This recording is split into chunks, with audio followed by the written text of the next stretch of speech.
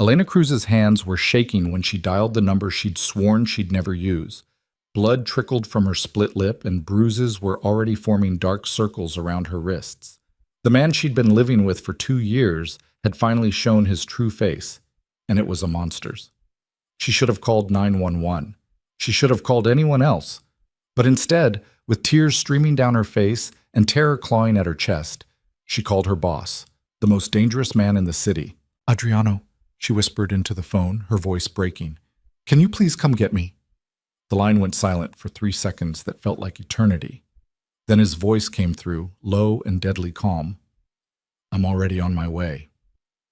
If you want to see how far Elena's choice takes her and whether she survives the consequences, stay until the end. And don't forget to hit that like button and comment with your city so I can see how far this story travels. The city glittered below Adriano Vieri's penthouse office like scattered diamonds on black velvet, but he wasn't looking at the view.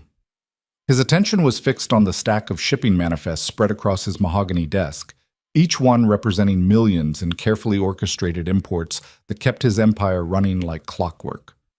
Legal imports, mostly. The other kind. Well, those didn't appear on any manifest. His phone sat silent on the desk beside him, face up, as it always did. Adriano Vieri was a man who controlled chaos for a living, and that meant being accessible at all hours to the right people. At 38, he'd built an empire that most men only dreamed of, and he'd done it by understanding one fundamental truth. Power wasn't about what you had. It was about what you could take away. The phone lit up. The number that flashed across the screen made him pause. Elena Cruz, his executive assistant for the past 4 years. Professional, efficient, almost invisible in the way she moved through his world. She'd never called him outside of business hours. Not once. He answered on the second ring. "Elena." The sound that came through the speaker made every muscle in his body go rigid. It wasn't words, not at first.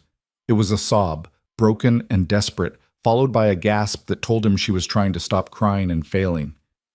"Adriano." Her voice was barely a whisper, thick with tears and something else. Fear. Raw, primal fear. "Can you please come get me?" He was already standing, already grabbing his keys. "Where are you?" "Home. I'm at home." "Victor..." Another sob cut through her words. Adriano's jaw tightened. Victor Hale. The boyfriend. He'd met him exactly twice, once when Victor had shown up at the office unannounced, all swagger and expensive cologne, clearly marking his territory. The second time at the company holiday party, where Adriano had watched the way Victor's hand rested possessively on Elena's lower back, the way his fingers dug in just a little too hard when she tried to step away. "Lock yourself in the bathroom," Adriano said, his voice deadly calm, even as fury ignited in his chest. "I'll be there in 15 minutes. "He's gone," Elena whispered. "He left after... She couldn't finish. 15 minutes, Adriano repeated. "Don't open the door for anyone but me." He was out the door before the call ended, his driver already pulling the car around. Adriano settled into the back seat, his mind working through scenarios with the cold precision that had kept him alive in a business where mistakes were fatal. Elena Cruz was 28 years old, brilliant with numbers, and had a talent for organization that bordered on supernatural. In 4 years, she'd never been late, never made a significant error, never asked for anything beyond her salary and benefits. She kept his legitimate business running smoothly while he handled the aspects that would never appear on a balance sheet. She was also, he'd noticed despite his best efforts not to, stunningly beautiful in a way that she seemed determined to hide. Dark hair always pulled back in a severe bun, minimal makeup, conservative suits in gray and navy. But sometimes when she leaned over his desk to point out a discrepancy in a report, he'd catch a hint of jasmine perfume, see the graceful curve of her neck, notice the intelligence sparking in those dark eyes. He'd kept those observations locked down tight. Elena was off limits. She worked for him, and Adriano had rules. Rules kept things clean, kept complications at bay. He didn't mix business with pleasure, and he sure as hell didn't pursue women who were already in relationships, no matter how wrong those relationships looked from the outside. But all of that went out the window the moment he heard that sob. The city blurred past the tinted windows as his driver navigated traffic with efficient aggression. 12 minutes later, they pulled up in front of a modest apartment building in a neighborhood that was safe enough but hardly luxurious. Adriano was out of the car before it fully stopped. Elena's apartment was on the third floor. He took the stairs two at a time, his expensive leather shoes silent on the worn carpet. When he reached her door, he knocked twice, firm but not aggressive. "Elena, it's Adriano." The lock clicked almost immediately, and then the door opened just wide enough for her to look out. What he saw made that cold fury in his chest crystallize into something sharper, more dangerous. Her left eye was swelling shut, the skin around it already turning purple. Her lower lip was split, dried blood crusting at the corner of her mouth. But it was her wrists that made his hands curl into fists, dark bruises in the unmistakable shape of fingers, as if someone had grabbed her and squeezed hard enough to leave marks that would last for days. "May I come in?" His voice was carefully controlled, giving her the choice. Elena nodded and stepped back, opening the door fully. Adriano entered, his trained eye taking in everything at once. The living room looked normal, neat actually, with books organized on shelves and a laptop closed on the coffee table. But there were signs if you knew how to look. A lamp knocked over in the corner.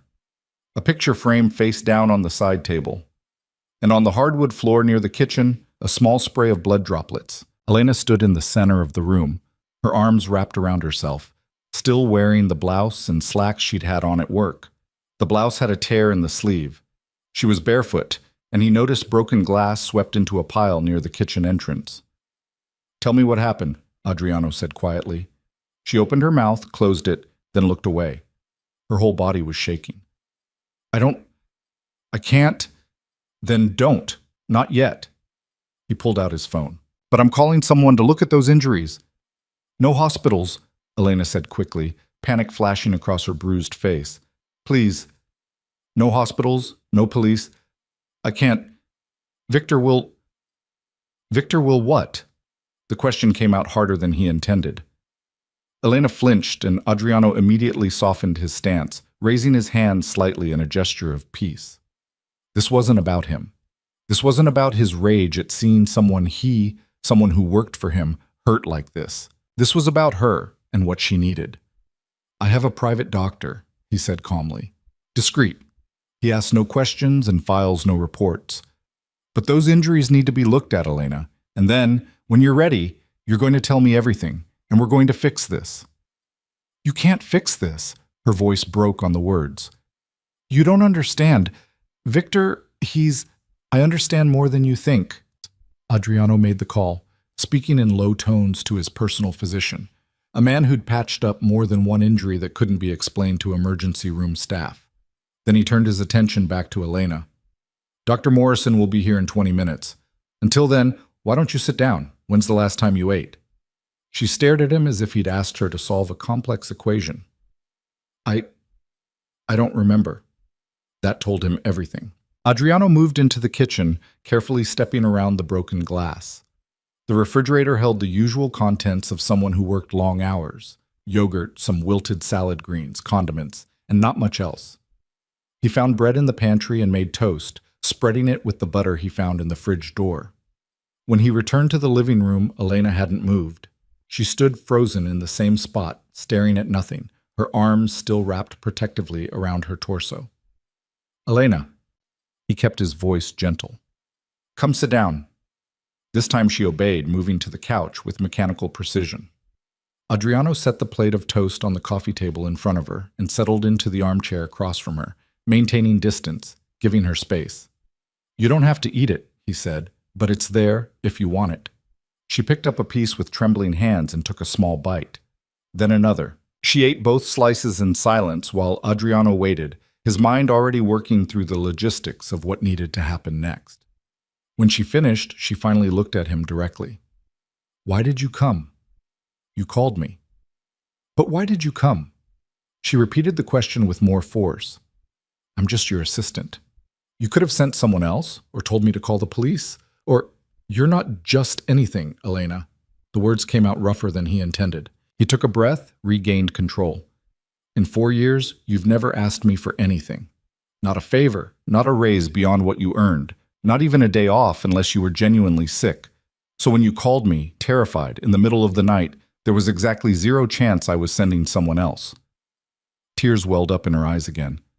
I shouldn't have called you. I should have handled this myself. I should have... Where is he now, Victor? Elena's hands clenched in her lap. I don't know. He left after he... She gestured vaguely at her face.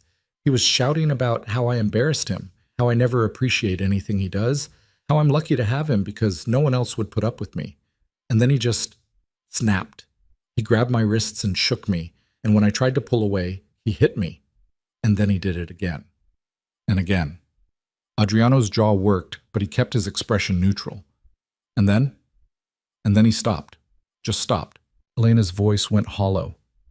He looked at what he'd done, and I thought maybe he'd apologize, maybe he'd realize, but he didn't.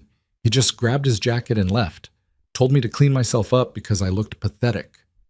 The cold fury that had been simmering in Adriano's chest since he took her call solidified into something absolute.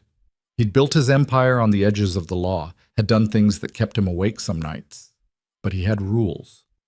Lines he didn't cross. And putting hands on a woman, hurting someone smaller, weaker, someone who trusted you, that was so far over every line he had that there wasn't even a word for it. How long has this been going on? He asked the question even though he suspected he knew the answer. Elena's silence was confirmation enough. Elena, 2 years. The confession came out barely above a whisper. We've been together for 2 years. It started about 6 months in. Small things at first. Comments about what I wore, who I talked to, how I spent my time. Then it got worse. He'd go through my phone, show up at the office unexpectedly to check on me. And the yelling, that started about a year ago. But tonight was the first time he ever actually hit me. That you'll admit to, Adriano said quietly. She looked away, and he had his answer.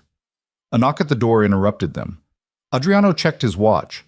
Dr. Morrison had made good time. He answered the door himself, exchanging brief words with the silver-haired physician who carried a traditional black medical bag and an expression that said he'd seen this scenario too many times before. Miss Cruz, Dr. Morrison said warmly, approaching Elena with the practiced ease of someone who knew how to handle trauma victims. I'm Dr. Morrison. Mr. Vieri asked me to take a look at you. Is that all right? Elena nodded, and for the next 30 minutes, Adriano stood by the window with his back to them, giving her privacy while the doctor examined her injuries. He could hear the soft murmur of questions, Elena's hesitant answers, the sound of medical supplies being opened and used. When it was done, Dr. Morrison approached him at the window. Bruised ribs, mild concussion, various contusions, the doctor said in low tones. Nothing broken, but she's going to be in pain for a while. I've given her something for that and instructions for care. The injuries are consistent with... I know what they're consistent with, Adriano cut him off. Dr. Morrison nodded. She needs rest, ice for the swelling, and someone should check on her every few hours for the next 24 hours because of the concussion. I don't recommend she stay alone tonight. She won't be, Adriano said with finality. After Doctor Morrison left, Adriano turned back to find Elena still sitting on the couch, looking smaller somehow, more fragile. The medication was clearly starting to work. Some of the tension had left her shoulders, though the wariness in her eyes remained. Pack a bag, Adriano said gently. Enough for a few days. You're staying at my place. What? No, I can't. It's not negotiable, Elena. He softened his tone. You have a concussion. Someone needs to monitor you. And unless you want me sleeping on this couch for the next few days, you're coming with me where there's space and security. Victor has a key, she said suddenly, her eyes widening. He has a key to this apartment. If he comes back, then it's even more important that you're not here. Adriano was already pulling out his phone again. I'm having the locks changed tomorrow. Tonight, you're somewhere safe. But your penthouse isn't safe, Elena protested, but there was no real fight in her voice. It's you. You're my boss. People will talk. They'll think. Let them think whatever they want. Adriano crouched down so he was at eye level with her. Elena, listen to me. Right now, the only thing that matters is keeping you safe and giving you time to figure out what you want to do next. Everything else, work, Appearances, what people might say, none of that matters. Do you understand? She stared at him for a long moment, and something shifted in her expression. The fear was still there, but underneath it, he saw something else. A spark of the competent, intelligent woman he'd worked with for 4 years. The woman who could juggle 15 projects at once and never drop a single ball. Okay, she whispered. Okay. She moved slowly, obviously in pain despite the medication, gathering clothes from her bedroom and toiletries from the bathroom. Adriano waited, giving her space but staying close enough that she knew he was there. When she emerged with a small suitcase, he took it from her without a word and guided her out of the apartment. The drive back to his penthouse was silent. Elena stared out the window at the passing city lights, and Adriano watched her reflection in the glass. He was already making mental lists of what needed to happen. The locks changed, obviously, but also security for her apartment building, just in case Victor decided to make another appearance. Background check on Victor Hale. Deep, thorough, the kind that uncovered every secret and every lie. And depending on what that background check revealed, Adriano had resources that most people didn't. Connections that ran deep into both the legitimate world and the shadows. If Victor Hale thought he could hurt Elena without consequences, the man was about to receive a very harsh education. They arrived at his building, and Adriano's doorman, a former boxer named Marcus, who'd been with him for 5 years, took one look at Elena's face and had the good sense to say nothing beyond a respectful, "Good evening, Mr. Vieri, Miss Cruz." The elevator ride to the penthouse was smooth and silent. When the doors opened directly into his foyer, Elena stepped out hesitantly, as if entering foreign territory, which, in a way, she was. She'd been to his home office a handful of times to drop off urgent documents, but never beyond that front room. "Guest suite is this way," Adriano said, leading her down the hallway past his office and the main living areas. He opened the door to a spacious bedroom with an attached bathroom, decorated in soft neutrals that somehow felt warm despite the obvious expense. "Bathroom's through there. Everything you should need is already stocked, but if you need anything else, just let me know. I'll be in the master suite at the end of the hall if you need anything during the night." Elena set her suitcase down and turned to face him. In the soft lighting of the bedroom, the bruises on her face looked even worse, but her eyes were clear, focused. "Adriano, I don't know how to thank you for—" "Don't." He held up a hand. "You don't need to thank me, Elena. Just rest. We'll figure out everything else tomorrow." But she shook her head. "No, I need to say this. I need you to know that I didn't want to call you. I sat there on my bathroom floor for almost an hour, trying to think of anyone else I could reach out to. But the truth is, there isn't anyone else. Victor made sure of that. Every friend I had, every connection, he found reasons why they were bad for me, why I shouldn't trust them, why they were trying to come between us. And eventually, it was just easier to let them go than to fight about it. So tonight, when I needed help, the only person I could think of who might actually come was you.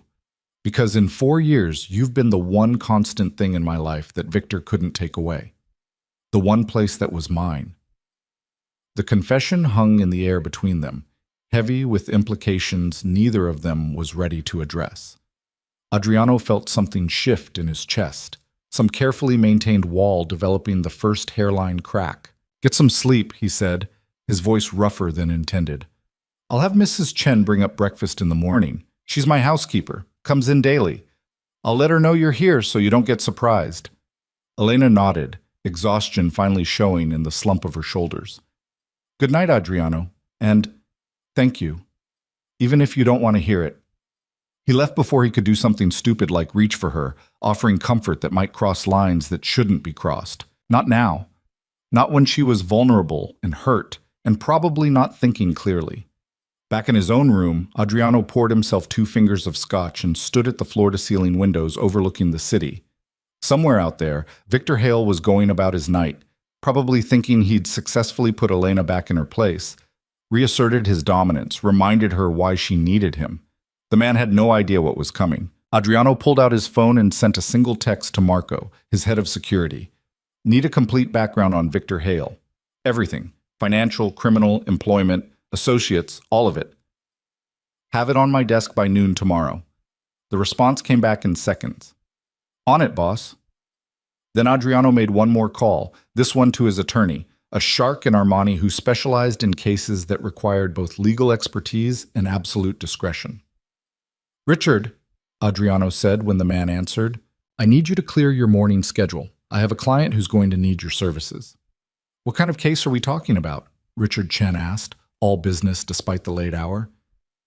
"Domestic violence, possibly financial abuse.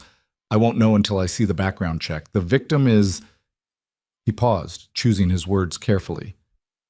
"Someone important to me. I want every option laid out. Restraining orders, criminal charges, civil suit, everything." "Understood. Have her come to my office at 10 tomorrow. I'll handle the initial consultation personally."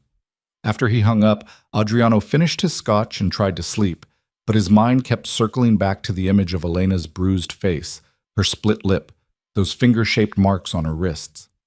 4 years he'd worked with her. 4 years of professional boundaries and careful distance. And in one phone call, all of that had dissolved, because the truth he was finally admitting to himself, standing alone in the dark at 3 in the morning, was that Elena Cruz had never been just his assistant. She'd been a presence that made his days better, a voice that he found himself listening for, a person whose quiet competence and hidden strength had impressed him more than he'd ever let himself acknowledge. And now someone had hurt her, had broken that careful composure she wore like armor, had made her afraid in her own home. Adriano Vieri was many things: businessman, strategist, someone who operated in the gray areas between legal and not. But he was also a man who protected what was his. And somewhere over the past 4 years, without quite realizing it, he'd started thinking of Elena as his. Not in the possessive, controlling way that Victor Hale clearly saw her, but in the way that mattered more, the way that meant her safety, her happiness, her well-being had become important to him. Important enough that he'd dropped everything to get to her. Important enough that he was already planning Victor Hale's systematic destruction. Down the hall, in the guest suite, Elena lay in the most comfortable bed she'd ever been in, staring at the ceiling and wondering what the hell she'd just done. She'd crossed a line tonight, called her boss, asked him to rescue her, agreed to stay in his home. Every rational thought in her head said this was a mistake, that she was just trading one complicated situation for another, that mixing her personal disaster with her professional life was a recipe for even more chaos. But Adriano had come, without hesitation, without judgment, without demands. He'd simply come, and he'd been gentle, and he'd made her feel safe for the first time in longer than she could remember. The medication was pulling her under, making her thoughts fuzzy, but one thing remained crystal clear. Tomorrow, she would have to start making real decisions. About Victor, about her life, about what happened next. But tonight, just for tonight, she was safe, and that was enough. In the morning, everything would change, but neither of them knew just how much. They didn't know that the background check would reveal secrets far worse than simple violence. They didn't know that Victor Hale's sins went deeper than they imagined. And they definitely didn't know that the protection Adriano offered tonight would become something neither of them could walk away from. But they would find out. Soon enough, they would find out everything. Morning came too soon and not soon enough. Elena woke to unfamiliar softness, sheets that felt like water, pillows that cradled her head without pressure, and silence. Complete, unbroken silence. No traffic noise filtering through thin walls, no neighbors arguing through shared vents, no anxiety coiled in her stomach waiting for the sound of a key in the lock. For one blissful moment, she forgot everything. Then she moved, and pain shot through her ribs like lightning. Her eye throbbed, her wrists ached, and memory came flooding back in a wave that made her stomach turn. Victor. The fight. The way his hand had felt connecting with her face. The sound of her own voice calling Adriano, broken and desperate. She sat up slowly, taking inventory of the damage in the gray morning light. Someone, Mrs. Chen probably, had left a bottle of water and pain medication on the nightstand along with a handwritten note. "Take 2 with food. Breakfast will be ready when you are." Elena reached for the pills, then stopped. She needed to think clearly today, and painkillers would make everything fuzzy. Instead, she forced herself out of bed and into the attached bathroom, where she finally got a good look at herself in the mirror. The face staring back barely looked like hers. Her left eye was swollen nearly shut, the bruising a spectacular array of purple and black that spread across her cheekbone. Her lip was split and crusty with dried blood. The marks on her wrist had darkened overnight into perfect impressions of Victor's fingers. Evidence. That's what Dr. Morrison had called them. Evidence of assault. Evidence that could be documented, photographed, used in court if she wanted to press charges. If she wanted to. The question sat heavy in her chest as she showered carefully, avoiding the worst of the bruises. What did she want? 24 hours ago, she'd still been trying to convince herself that Victor loved her, that his jealousy was just passion, that if she could just be better, quieter, more understanding, less threatening, everything would be fine. But standing in Adriano Vieri's guest bathroom, wrapped in a towel that probably cost more than her entire wardrobe, Elena felt something shifting inside her, something that felt dangerously like anger. She dressed in the most conservative clothes she'd packed, black pants and a gray sweater that covered the worst of the bruising, and braided her wet hair to keep it off her face. The mirror showed her a woman who looked like she'd been in a car accident, but at least she was standing. At least she was here and not back in that apartment, waiting for Victor to come back and apologize with flowers and promises that would last exactly until the next time. The smell of coffee led her through the penthouse to a kitchen that looked like something from an architecture magazine. All gleaming stainless steel and white marble, with windows that offered a view of the city waking up below. A woman in her 60s stood at the stove, her silver hair pulled back in a neat bun, humming softly to herself. "Miss Cruz," she said warmly, turning with a smile that faltered only slightly when she saw Elena's face. "I'm Mrs. Chen. Please, sit down. I've made breakfast." Elena slid onto one of the bar stools at the kitchen island, feeling awkward and out of place. "You didn't have to." "Of course I did." Mrs. Chen set a plate in front of her. Scrambled eggs, toast, fresh fruit arranged beautifully. "Mr. Vieri was very specific. You're to eat, rest, and not worry about anything today." "Where is he?" "In his office. He's been up since 5. Mrs. Chen poured coffee into a delicate china cup. "He asked me to let him know when you were awake, but there's no rush. Eat first." The food was perfect.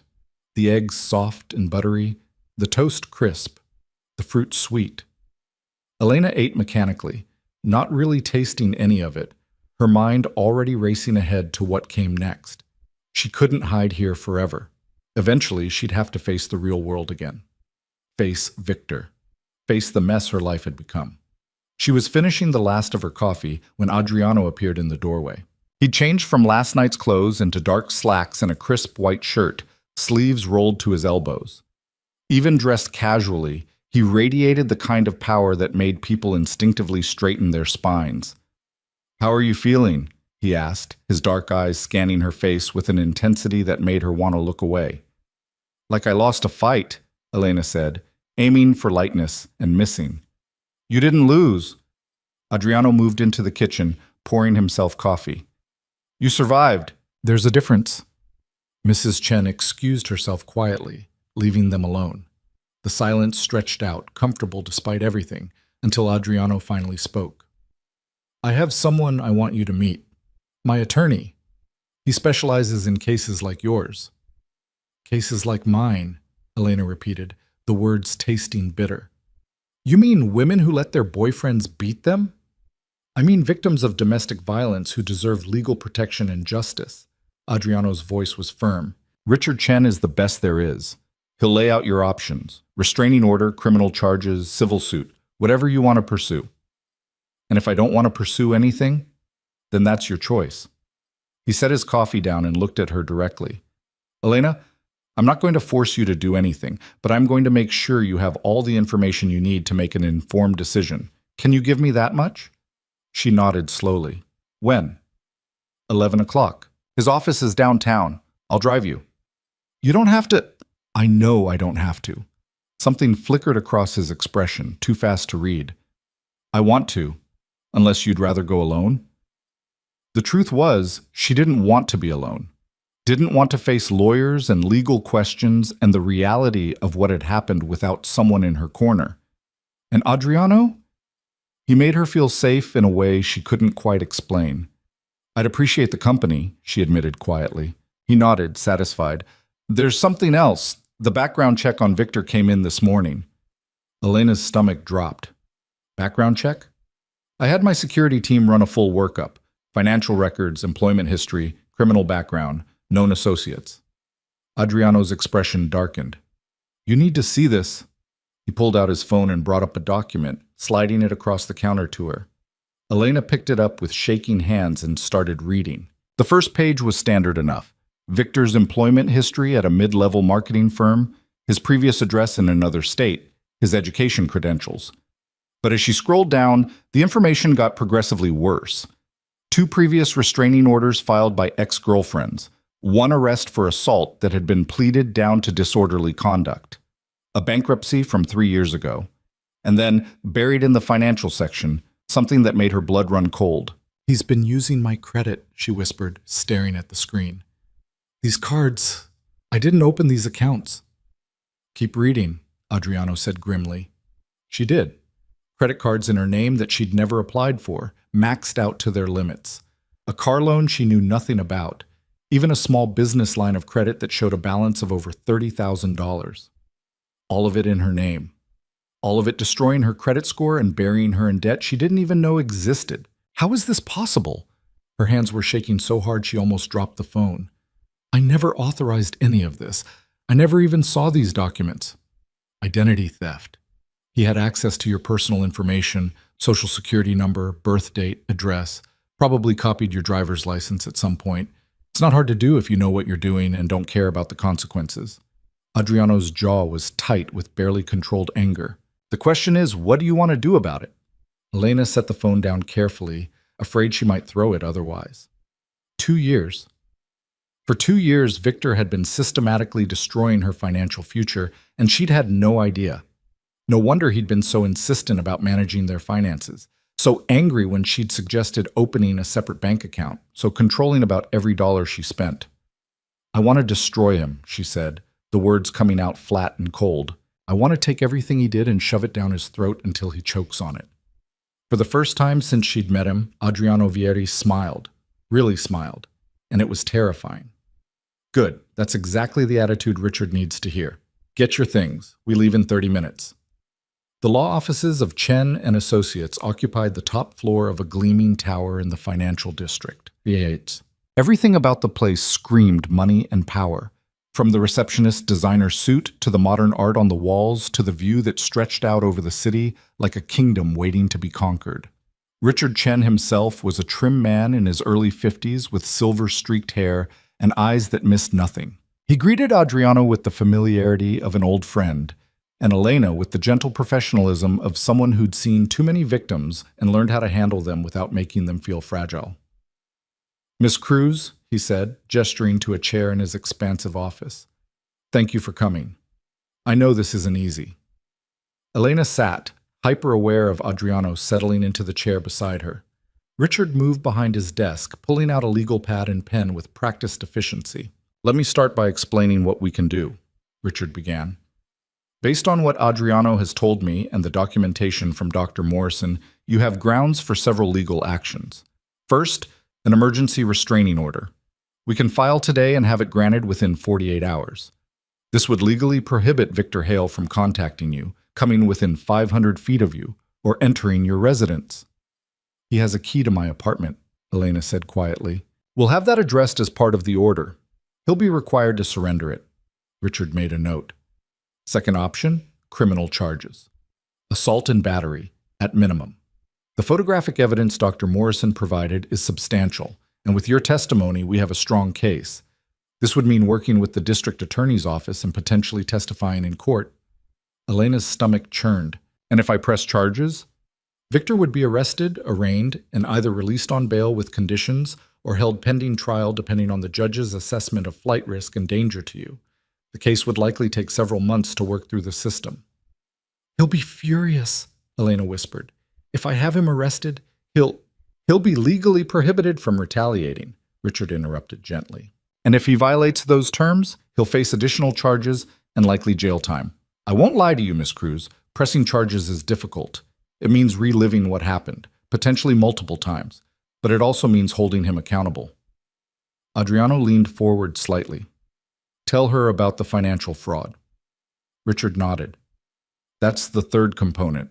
The identity theft and fraud are separate criminal matters, and they're also civil issues. We can file a police report for the identity theft, work with the credit bureaus to flag the fraudulent accounts, and pursue civil action to recover damages. This is actually more clear-cut than the assault case because the paper trail is extensive. He left a lot of evidence. How much? Elena asked. How much debt did he put in my name? Richard consulted his notes. Based on the preliminary financial records, approximately $73,000 across multiple accounts and loans. The number hit her like a physical blow. $73,000. Money she didn't have, debt she couldn't pay, a financial hole so deep she couldn't see the bottom. I can't, she struggled to breathe. I can't afford to pay that back. I don't have that kind of money. This will ruin me. I'll never be able to buy a house, get a decent car, maybe even keep my job if they run a credit check. Elena. Adriano's hand closed over hers, warm and steady. Breathe. You're not responsible for debt incurred through fraud. Richard can get this sorted out. He's right, Richard confirmed. It will take time and documentation, but we can get these accounts removed from your credit report. You'll need to file affidavits of fraud with each creditor, possibly work with the police on the criminal investigation, but you won't be held liable for the debt. Not once we prove it was identity theft. Lena focused on breathing, on the solid warmth of Adriano's hand covering hers, on the fact that maybe, just maybe, this wasn't completely hopeless. What do you recommend? She asked Richard finally.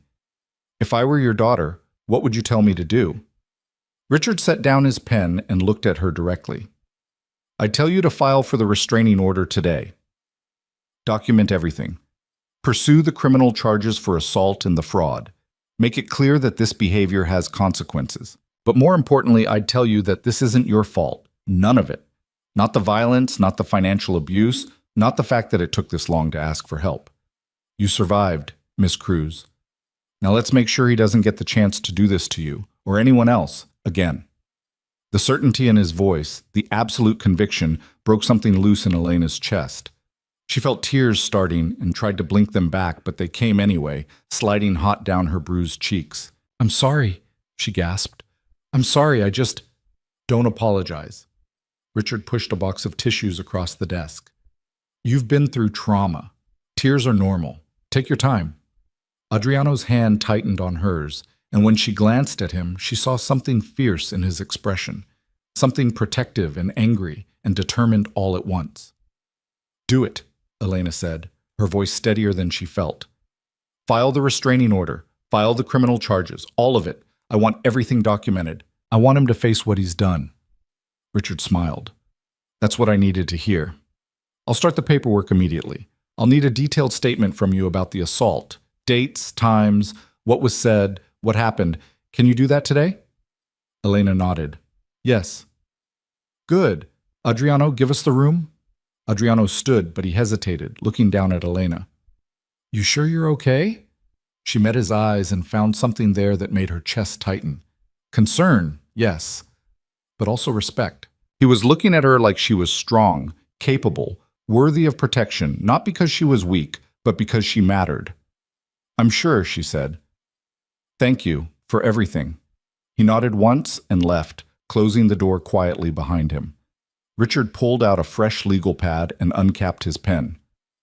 All right, Miss Cruz, let's start from the beginning. When did you and Victor Hale begin your relationship? For the next 2 hours, Elena talked. She told Richard everything, the whirlwind early romance, the gradual isolation from friends and family, the way Victor had slowly taken control of every aspect of her life. The first time he'd yelled at her for talking too long to a male colleague. The first time he'd gone through her phone. The first time he'd grabbed her arm hard enough to leave marks. Then apologized so profusely she'd convinced herself it was an accident. She told him about the night before, the argument that had started over nothing, the way Victor's rage had escalated so fast she'd barely had time to register what was happening, the feeling of his hand connecting with her face, the taste of blood in her mouth, the terror of realizing that the man she'd trusted was capable of hurting her and not stopping. Richard took notes, asked clarifying questions, and never once made her feel like she was to blame. When she finally finished, exhausted and wrung out, he set down his pen and looked at her with something like admiration. You're incredibly brave, Miss Cruz. Many victims never make it this far. I don't feel brave, Elena admitted. I feel stupid for not seeing it sooner, for not leaving before it got this bad. Abuse is designed to be invisible until it's not, Richard said quietly. Abusers are experts at manipulation. They isolate you, undermine your confidence, make you doubt your own perception of reality. By the time you realize what's happening, they've already convinced you that you can't survive without them. The fact that you got out, that you called for help, that you're here right now choosing to fight back, that takes more courage than you realize. Elena wanted to believe him, wanted to feel like she'd done something right instead of just making a series of terrible mistakes. But the doubt was still there, whispering that maybe if she'd been stronger, smarter, better, none of this would have happened. What happens now? She asked. Now I file the emergency restraining order. That'll be processed within 24 to 48 hours. I'll also contact the district attorney's office and the police to get the criminal investigation started. For the financial fraud, we'll begin the process of filing affidavits and police reports. It's going to be a lot of paperwork, a lot of documentation, but we'll get through it step by step. And Victor? Will be served with the restraining order by the police. He'll be informed of the criminal charges. And he'll very quickly realize that you're not coming back, that this isn't something he can smooth over with apologies and flowers. Richard's expression hardened. Men like Victor Hale rely on their victims being too scared or too broken to fight back. The moment you stand up and say no more, their power disappears. Elena nodded, trying to absorb everything. It felt surreal, like she was living someone else's life. 24 hours ago, she'd been a woman trapped in an abusive relationship with no clear way out. Now she was sitting in a lawyer's office, filing charges, taking control of her own narrative. There's one more thing we should discuss, Richard said, his tone shifting slightly. Safety. Once Victor is served with the restraining order and learns about the criminal charges, he may react unpredictably. I strongly recommend you stay somewhere he can't find you. Adriano mentioned you're currently at his residence? Yes, but I can't stay there indefinitely. I have to go back to work eventually, back to my apartment. Your apartment isn't safe, not yet. We're having the locks changed, but that's just one layer of security. I'd recommend you stay with Adriano at least until we see how Victor responds to the legal action. The idea of continuing to live in Adriano's penthouse, of being that close to him day after day, made something flutter nervously in Elena's stomach. It was one thing to accept emergency shelter for a night. It was another thing entirely to move in, even temporarily. I'll talk to him, she said finally. When she emerged from Richard's office, she found Adriano in the waiting area, scrolling through his phone. He stood immediately when he saw her. How'd it go? He's filing everything. Restraining order, criminal charges, fraud investigation, all of it. Elena felt the weight of it settling on her shoulders. Richard thinks I should stay with you until we see how Victor reacts to being served. Then that's what you'll do. Adriano said it like it was already decided. No room for argument. Adriano, I can't just move into your home. You're not moving in. You're staying there temporarily for your own safety. There's a difference. He guided her toward the elevator with a hand on the small of her back. Besides, I have plenty of space. Mrs. Chen is already planning meals for two, and it'll be easier for both of us if you're somewhere I know you're protected. What about work? Elena asked as they stepped into the elevator. I've already missed today. You're on medical leave, paid, doctor's orders. Adriano pressed the button for the garage. When you're ready to come back, we'll reassess. But right now, your priority is healing and getting through the legal process, not worrying about quarterly reports. She should have argued, should have insisted on maintaining some independence, some sense of normalcy. But the truth was, she was exhausted, wrung out from 2 hours of reliving trauma, terrified of what came next, and desperately grateful that someone was willing to take care of the details while she figured out how to put herself back together. Okay, she said quietly. Thank you. The drive back to the penthouse was quiet, both of them lost in their own thoughts. But when they arrived and Adriano walked her inside, he paused in the foyer. I have meetings this afternoon that I can't reschedule, he said, but Mrs. Chen will be here if you need anything. And Elena, you did good today, making those decisions, standing up for yourself. That took strength. She looked up at him, this powerful, dangerous man who'd dropped everything to help her, and felt something shift in her chest, something warm and terrifying and completely inappropriate given the circumstances. I couldn't have done it without you, she admitted. Yes, you could have. His dark eyes held hers. You're stronger than you think. You just needed someone to remind you of that. Then he was gone, heading to his office, leaving Elena standing in the foyer of his penthouse, wondering how everything in her life had changed so drastically in such a short time. The afternoon stretched out long and quiet. Mrs. Chen brought her lunch, then discreetly disappeared. Elena tried to rest but couldn't settle, her mind racing through everything Richard had told her, everything that was about to happen. Finally, she gave up and wandered into Adriano's home office, the one room she was familiar with from occasional document deliveries. It looked the same as always. Massive desk, floor-to-ceiling bookshelves, windows overlooking the city. But sitting at that desk now, in the place where she'd worked for 4 years maintaining professional distance, felt different, intimate in a way that made her uncomfortable. She was about to leave when she noticed a folder on the desk, labeled with her name. Inside was the full background check on Victor, all 30 pages of it. Elena sat down and started reading, really reading this time, absorbing every detail.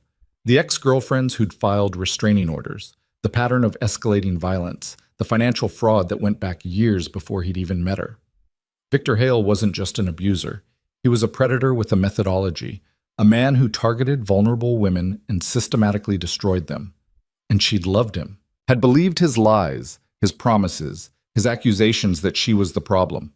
The realization made her feel sick and angry and humiliated all at once.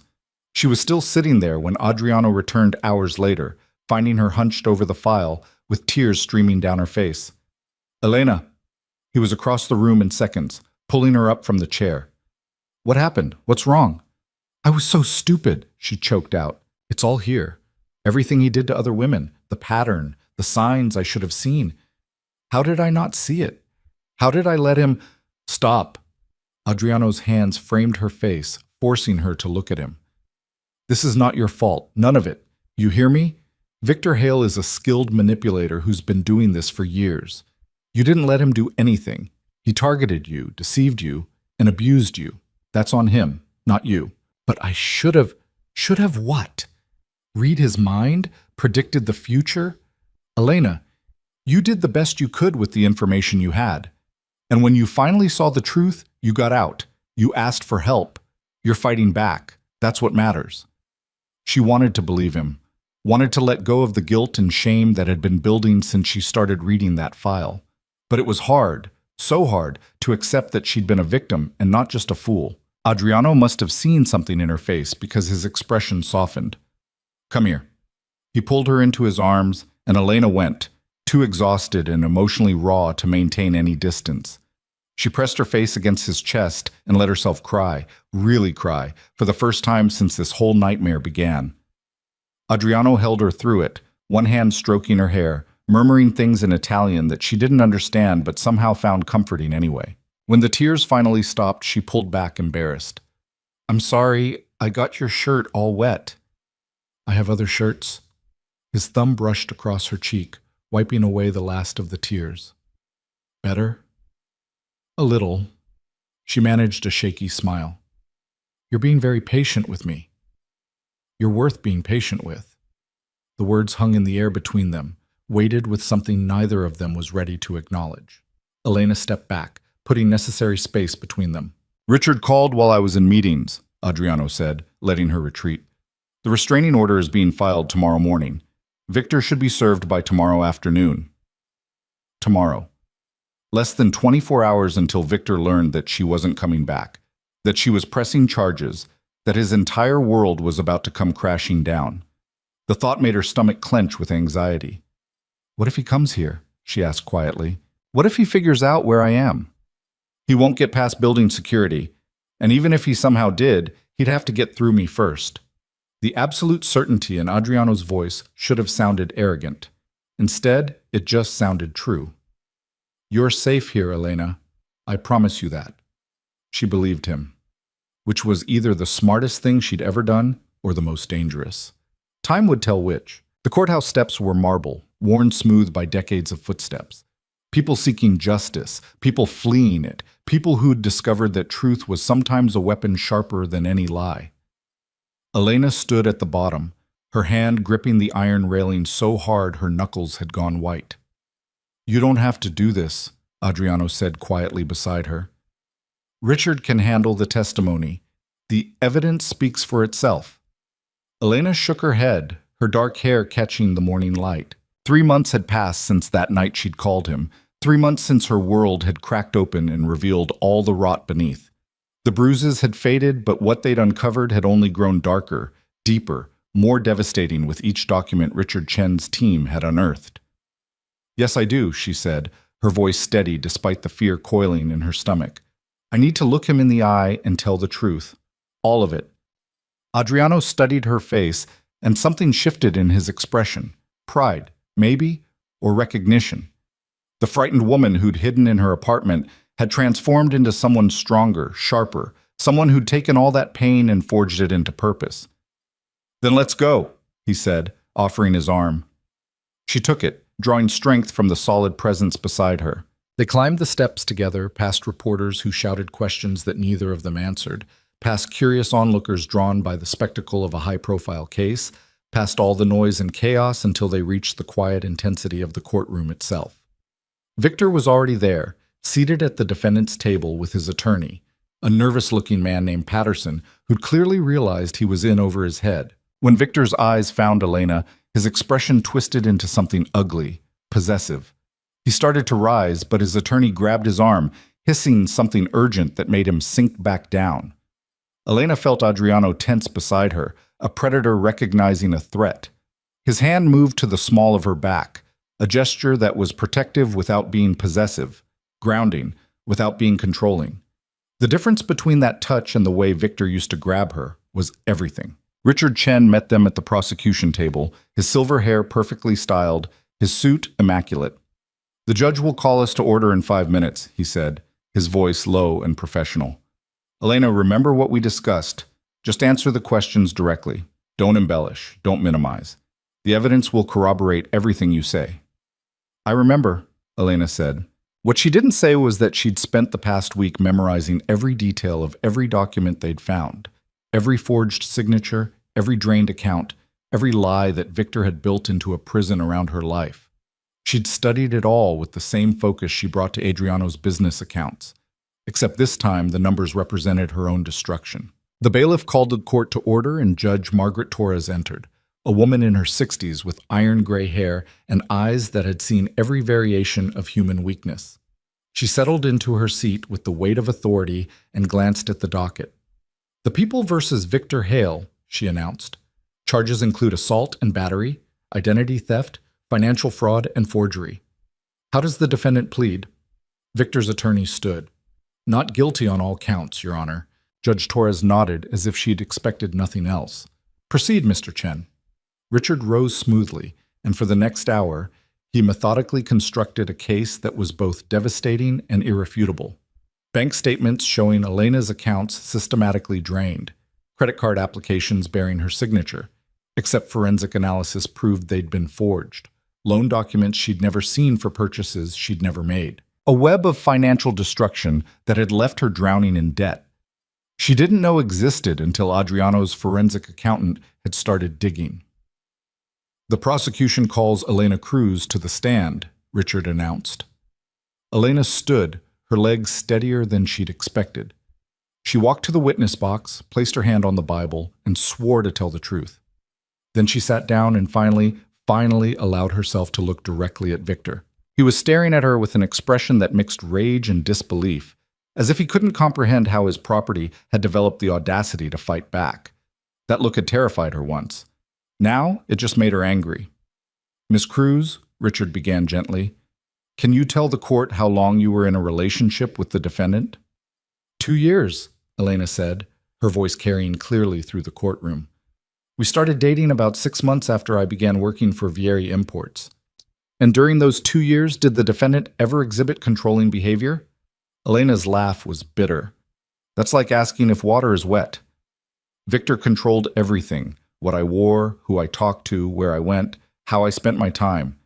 At first I thought he was just protective. I'd never had someone pay that much attention to me before. It felt like love." "When did you realize it wasn't?" "About 6 months in, When he went through my phone and deleted contacts he decided were inappropriate. When I objected, he told me that if I really loved him, I wouldn't need other people, that he should be enough. Elena's hands clenched in her lap. I believed him. I actually believed him. Richard moved closer to the witness box. Did the defendant ever access your financial accounts? All the time. He convinced me that since we were in a serious relationship, we should be transparent about money. So I gave him my account passwords, my credit card information, everything. He said it was about trust. She paused, swallowing hard. What I didn't know was that he was using that access to slowly destroy my credit and drain my savings. Objection, Patterson called out weakly. Speculation. The witness can't know the defendant's intent. Sustained, Judge Torres said. Stick to facts, Miss Cruz. Elena nodded. The facts are that over the course of 18 months, my savings account went from $8,000 to zero. Credit cards I never applied for appeared in my name, maxed out on purchases I never made. And when I started receiving collection notices, Victor convinced me that it was identity theft, that some stranger had stolen my information. He even helped me file police reports. Did you suspect him? Never. The word came out sharp with self-recrimination. I was so busy trying to keep up with my job, so stressed about the debt I thought was random bad luck, so focused on not making Victor angry, I never once considered that the person helping me file fraud reports was the one committing the fraud. Richard turned to face the jury. When did you discover the truth? 3 months ago, after Victor assaulted me and I left. Elena's voice remained steady even as she felt Victor's glare burning into her. Adriano Vieri, my employer, hired a forensic accountant to review my finances as part of building a case for a restraining order. That's when we found all of it. Every forged signature, every fraudulent account, every lie. Let's talk about that night, Richard said, his tone gentling. The night of the assault. Can you tell the court what happened? This was the part Elena had been dreading, the part that would require her to relive the worst night of her life in front of strangers. But she'd committed to this, to speaking truth even when it hurt, to refusing to hide anymore. I came home from work around 8, she began. Victor was already there. He'd been drinking, which wasn't unusual. He started accusing me of having an affair with my boss. It wasn't true, but he'd convinced himself of it. When I denied it, he got angrier. He grabbed my wrists and shook me, demanding I admit the truth. When I couldn't admit to something that wasn't happening, he hit me. Multiple times. Where did he hit you? Face, mostly. I have medical records from Dr. Morrison documenting the injuries: split lip, black eye, bruised ribs, concussion. Richard introduced the medical records into evidence, along with photographs that made several jury members wince. Elena watched them react and felt a grim satisfaction. Let them see. Let everyone see what Victor Hale really was beneath the charm. What happened after the assault? Richard asked. Victor left. Just walked out like nothing had happened, and I sat there, bleeding, trying to figure out what to do. I knew I should call the police, but I was terrified of what Victor would do if I did. So instead, she paused, her eyes finding Adriano in the gallery. He nodded once, encouraging. Instead, I called my boss and asked him to come get me. Why Mr. Vieri? Because in 4 years of working for him, he'd never once made me feel small or afraid. Because I knew he'd come, and he'd help me, and he wouldn't judge me for how I got into that situation. And I was right. He was there in 15 minutes. Patterson stood for cross-examination, tugging nervously at his tie. Miss Cruz, isn't it true that you and Mr. Vieri are now in a romantic relationship? Objection, Richard said sharply. Relevance? Your Honor, it goes to bias, Patterson argued. The witness's testimony is clearly influenced by her current relationship with Mr. Vieri, who has a vested interest in seeing my client convicted. Judge Torres considered this. I'll allow it, but tread carefully, Mr. Patterson. Elena met Patterson's eyes directly. Adriano and I are not in a romantic relationship. He's my employer, and after the assault, he provided me with a safe place to stay while I recovered and figured out my next steps. That's all. But you're living in his penthouse, are you not? I was, for about 2 weeks, until I found a new apartment that Victor didn't have access to. Mr. Vieri changed the locks on my old place and hired security, but I didn't feel safe there anymore. Every room had memories I needed to escape. And Mr. Vieri paid for your new apartment? No. I paid for it with my salary, which I earned by doing my job well. What Mr. Vieri did was connect me with a real estate agent and ensure the building had adequate security. He also paid for the forensic accounting that uncovered all the fraud your client committed, yes. Because unlike some people, when Adriano sees someone in trouble, he helps them instead of exploiting them. Patterson flinched at the sharp edge in her voice. No further questions. Elena stepped down from the witness box on trembling legs. She'd done it. She'd told her story, faced Victor, refused to be ashamed of what had happened to her. Richard gave her a small nod of approval as she returned to her seat beside Adriano. You were magnificent, Adriano murmured, his voice pitched for her ears alone. The trial continued for 3 more days. Richard called witness after witness. The forensic accountant who'd tracked every fraudulent transaction, handwriting experts who confirmed the forged signatures, even Elena's former neighbor who testified to hearing violent arguments from her apartment. Victor's attorney tried to paint Elena as a scorned woman seeking revenge, but the evidence was simply too overwhelming. On the 4th day, the jury deliberated for less than 2 hours. We find the defendant guilty on all counts. The words fell like hammer strikes, final and absolute.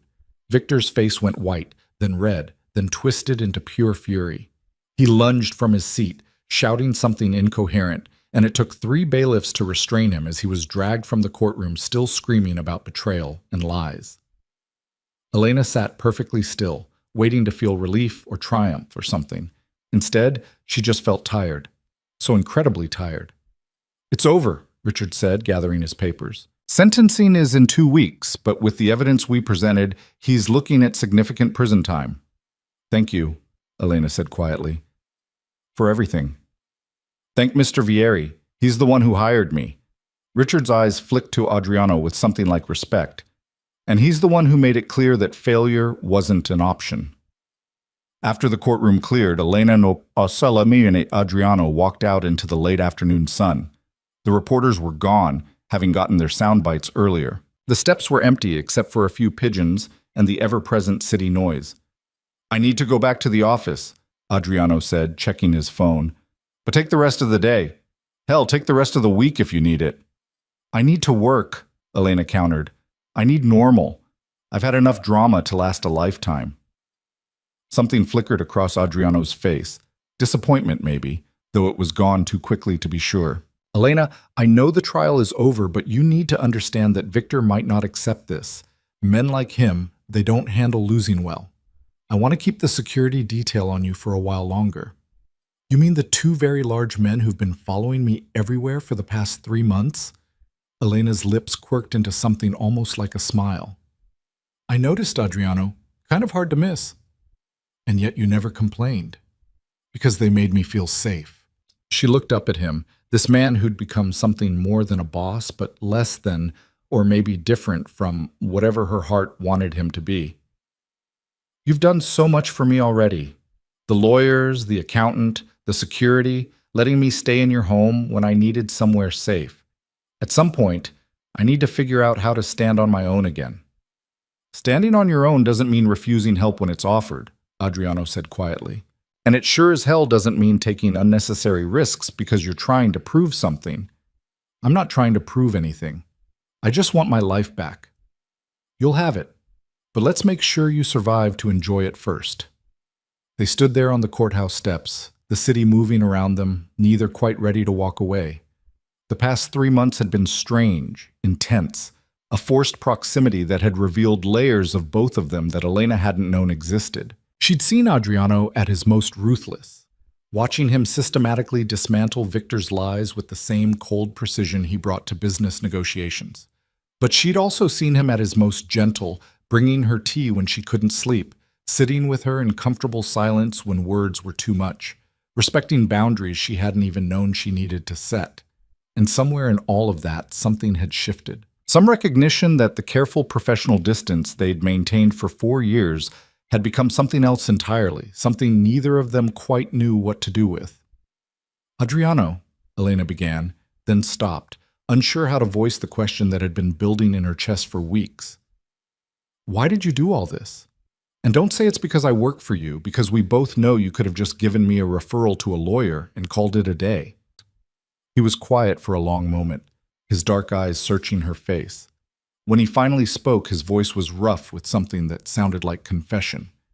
"Because when you called me that night, something in me just broke. The idea of you hurt, scared, trapped, it was unacceptable. And once I started looking at what he'd done to you, I couldn't stop. Every new piece of evidence we found made me angrier, made me more determined to burn his whole world down." "That's not an answer. That's just telling me what you did, not why." "I know." He smiled, a rare genuine expression that transformed his usually controlled features. "I'm still figuring that out myself." Before Elena could respond, Adriano's phone rang. He glanced at the screen and his expression hardened. "I need to take this." Marco wouldn't call unless it was urgent.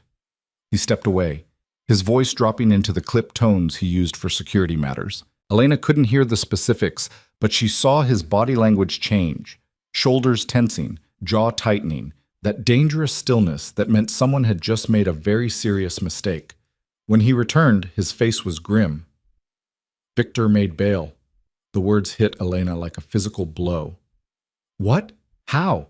"Richard said with the flight risk assessment, someone posted it. We're trying to find out who, but right now, Victor Hale is a free man until sentencing." Adriano's hand found her elbow, steadying. "Which means the security detail isn't optional anymore. I'm taking you home. Your actual home. And Marco is posting guards." "For 2 weeks? Until sentencing?" "Adriano, that's excessive." "No, what's excessive is what Victor did to you. What's excessive is thinking he won't try something now that he's been publicly humiliated and is facing prison time." Adriano's voice was hard, uncompromising. "I'm not taking chances with your safety. Not now, not ever." The vehemence in his tone made something flutter in Elena's chest, some treacherous part of her heart that wanted to believe his protectiveness meant something beyond professional concern. But she'd spent 2 years misreading a man's intentions, convincing herself that control was love. She wouldn't make that mistake again. "Okay," she said quietly. "But just until sentencing. After that, I need to learn to live my life again without armed guards." They drove to her apartment in silence, Adriano's driver navigating traffic while Marco coordinated security protocols over the phone.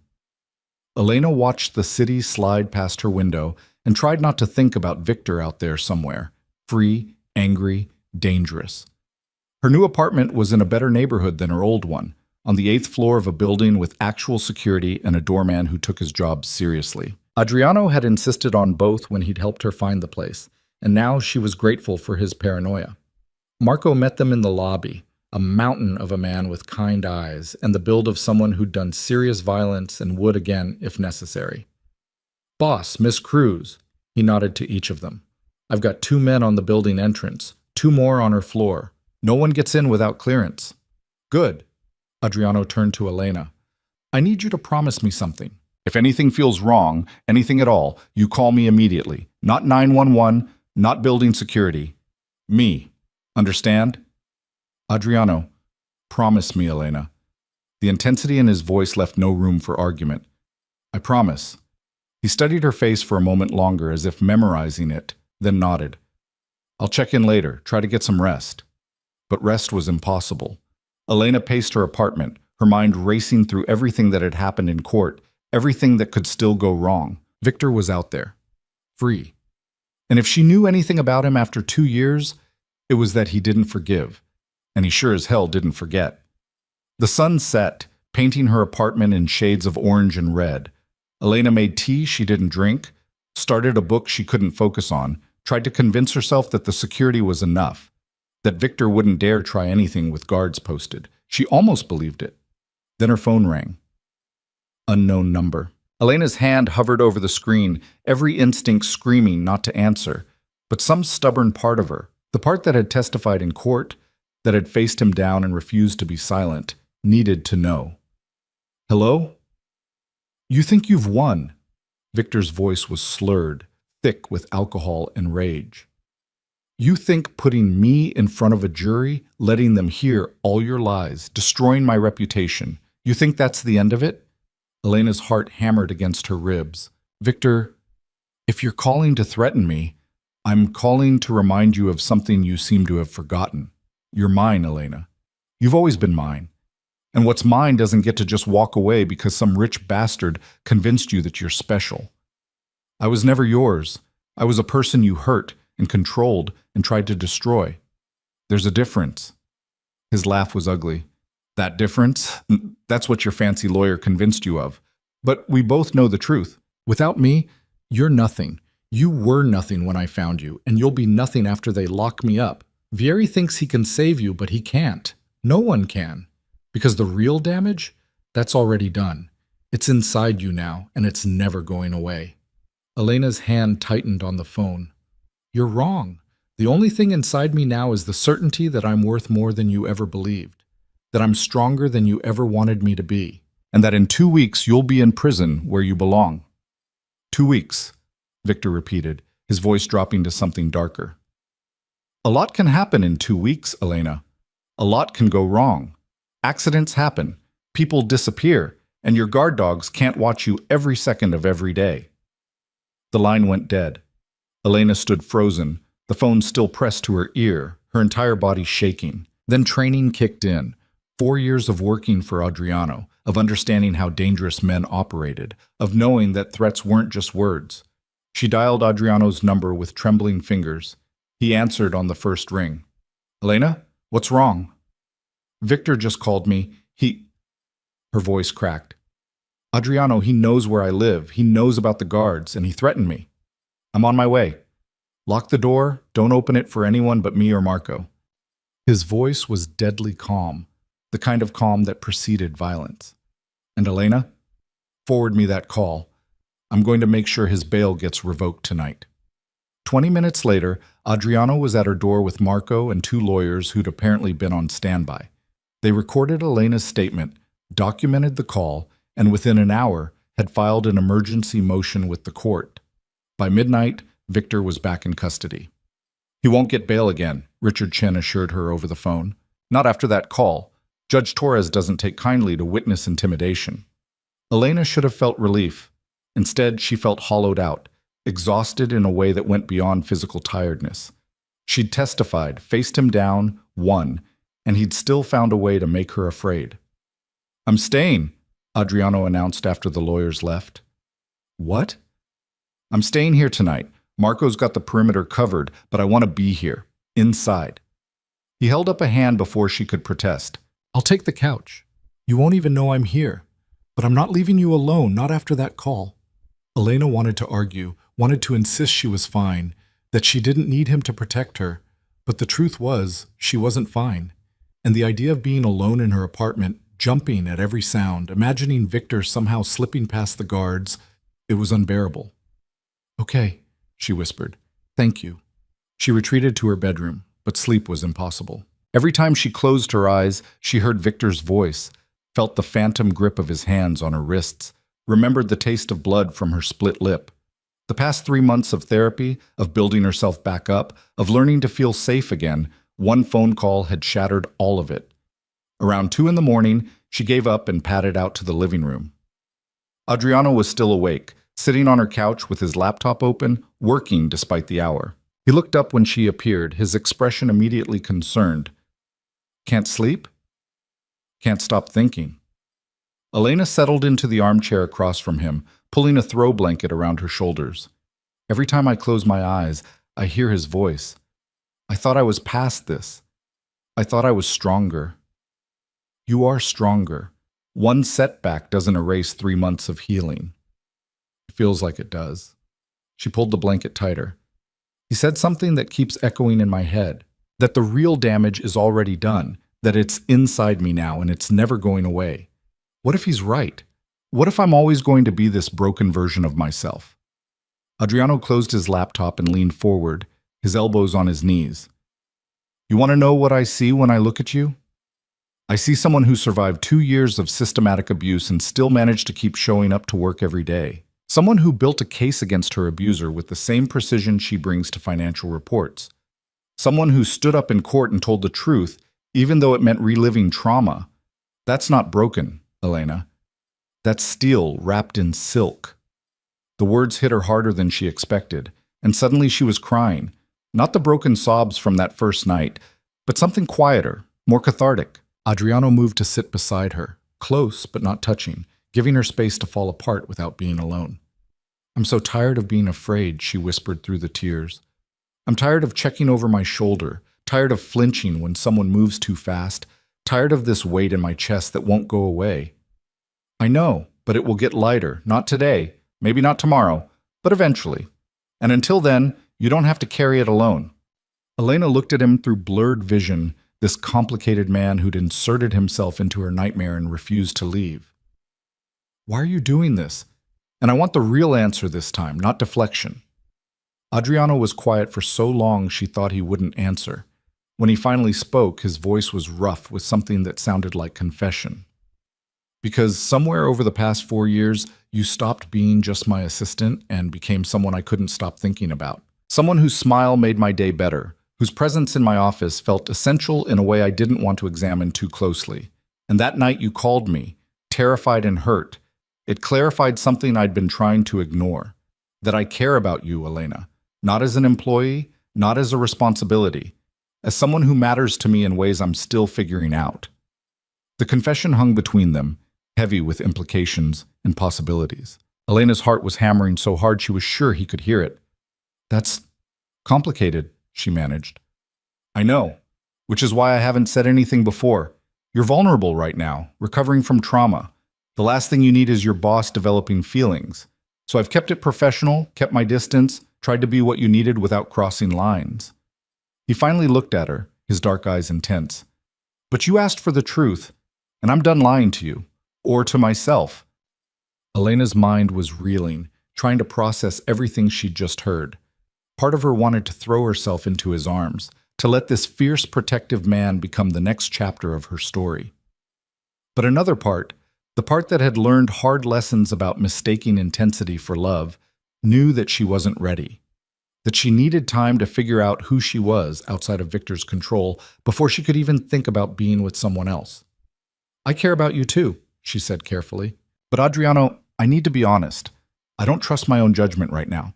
I spent 2 years convincing myself that Victor loved me, that his control was protection, that his jealousy meant he cared. I can't afford to make that mistake again. I need to learn to stand on my own first, to figure out who Elena Cruz is when she's not defined by a man. Whether that's Victor trying to destroy her or you trying to save her." Something that looked like pain flickered across his face, but he nodded. "I understand, and for what it's worth, I don't want to save you. I've watched you save yourself over these past 3 months. What I want is to be there while you do it, to support you without controlling you, to—" He stopped, shook his head. "But you're right. You need space to heal, and I need to respect that." "I'm not saying never," Elena said softly. "I'm just saying not now. Not when I'm still figuring out how to sleep without nightmares, still learning how to trust my own instincts again." "Then I'll wait." The words were simple, absolute. "However long it takes."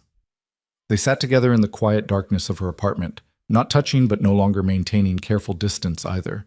And for the first time since that night 3 months ago, Elena felt something that wasn't fear or anger or exhaustion. She felt hope. 2 weeks later, Victor was sentenced to 8 years in prison with no possibility of parole. Elena didn't attend the sentencing. She'd said everything she needed to say in court, and she had no desire to see him one more time. Instead, she went to work, filed reports, organized Adriano's calendar, and slowly, carefully, started building a life that belonged only to her. But that night, when she returned to her apartment, she found something unexpected. Not a threat, not a reminder of Victor's violence. Just an envelope slipped under her door. Inside was a handwritten note in Adriano's precise script. "You asked me once why I came when you called. The real answer is this. Because in 4 years of working together, you became the person I most wanted to talk to, the voice I listened for, the presence that made everything else make sense. I'm not asking for anything. I just wanted you to know that when you're ready, if you're ever ready, I'll still be here, however long it takes." A. Elena read it 3 times, then carefully folded it and placed it in her nightstand drawer. She wasn't ready yet. But someday, when she'd rebuilt herself from the ground up, when she trusted her own strength and judgment again, when she could choose a relationship from a place of wholeness instead of need. Someday, she would walk into Adriano's office and give him her answer. But that day wasn't today. Today, she was still learning how to be free. 6 months passed, like pages turning in a book Elena was finally writing for herself. The nightmares came less frequently. The instinct to check over her shoulder faded to occasional vigilance instead of constant terror.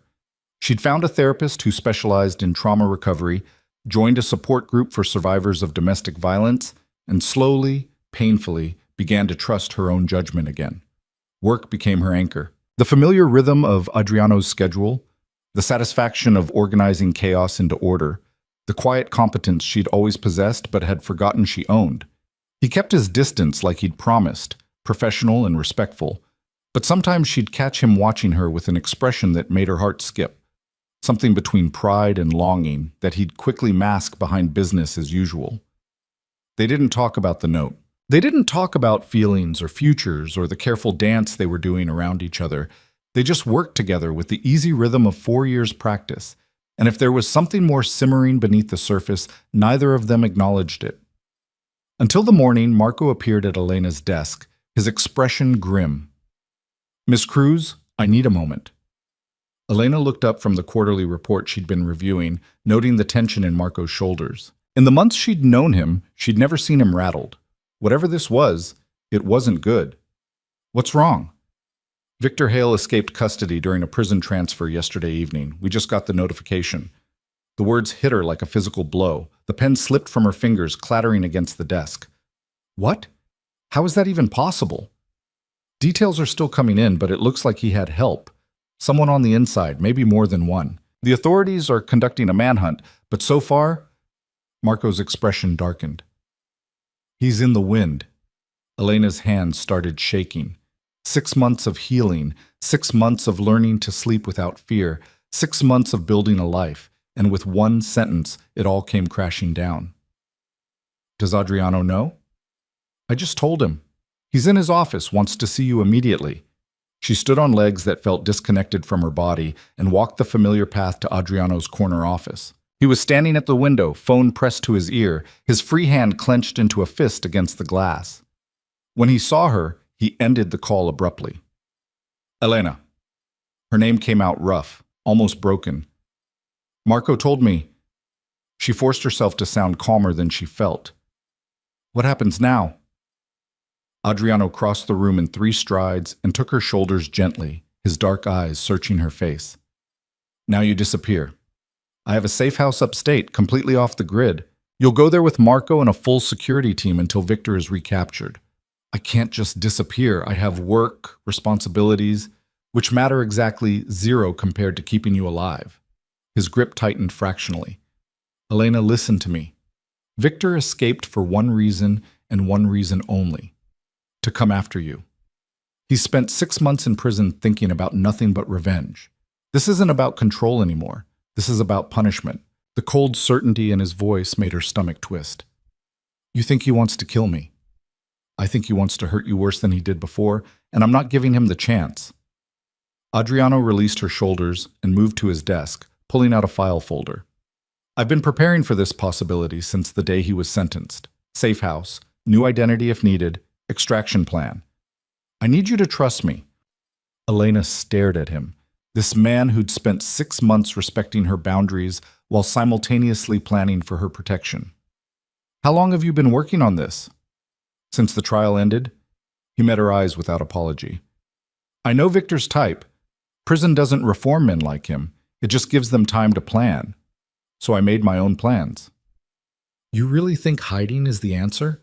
Running away and hoping they catch him before he finds me?" "I think staying alive is the answer. Everything else is details we can figure out later." Elena wanted to argue, wanted to insist that she wouldn't let Victor steal another piece of her life, that she'd fought too hard to reclaim her freedom to just hand it over to fear again. But the truth was, she was terrified. The thought of Victor out there, hunting her, planning revenge, it made every hard-won piece of healing feel fragile as glass. "Okay," she whispered. "When do we leave?" "Now, pack a bag. Just essentials. Marco will take you to your apartment, then straight to the safe house. I'll handle everything else from here. She nodded and turned to leave, but his voice stopped her. Elena. She looked back. This isn't going to be like before. You're not going to be trapped, waiting and hoping. I'm going to find him, and when I do, this ends, permanently. There was something in his tone that reminded her exactly who Adriano Vieri was, beneath the expensive suits and legitimate business, someone who'd built an empire in the shadows, someone who understood violence as a language. Part of her should have been frightened by that edge in his voice. Instead, she just felt protected. 2 hours later, Elena found herself in an SUV with tinted windows, Marco at the wheel, and 2 other guards following in a second vehicle. They drove north out of the city, leaving behind everything familiar until buildings gave way to trees and the sky opened up in a way it never did in the urban canyon she'd called home. The safe house turned out to be a sprawling cabin tucked into the mountains, accessible only by a private road with security checkpoints. It was beautiful in a rustic way, all exposed beams and stone fireplaces, windows that looked out on endless forest. Under different circumstances, it might have been a vacation. As it was, it felt like a very comfortable prison. Perimeter is secure, Marco announced after checking in with his team. Motion sensors, cameras, armed patrol. No one gets within a mile of this place without us knowing. How long do you think we'll be here? Elena asked, staring out at the trees. However long it takes.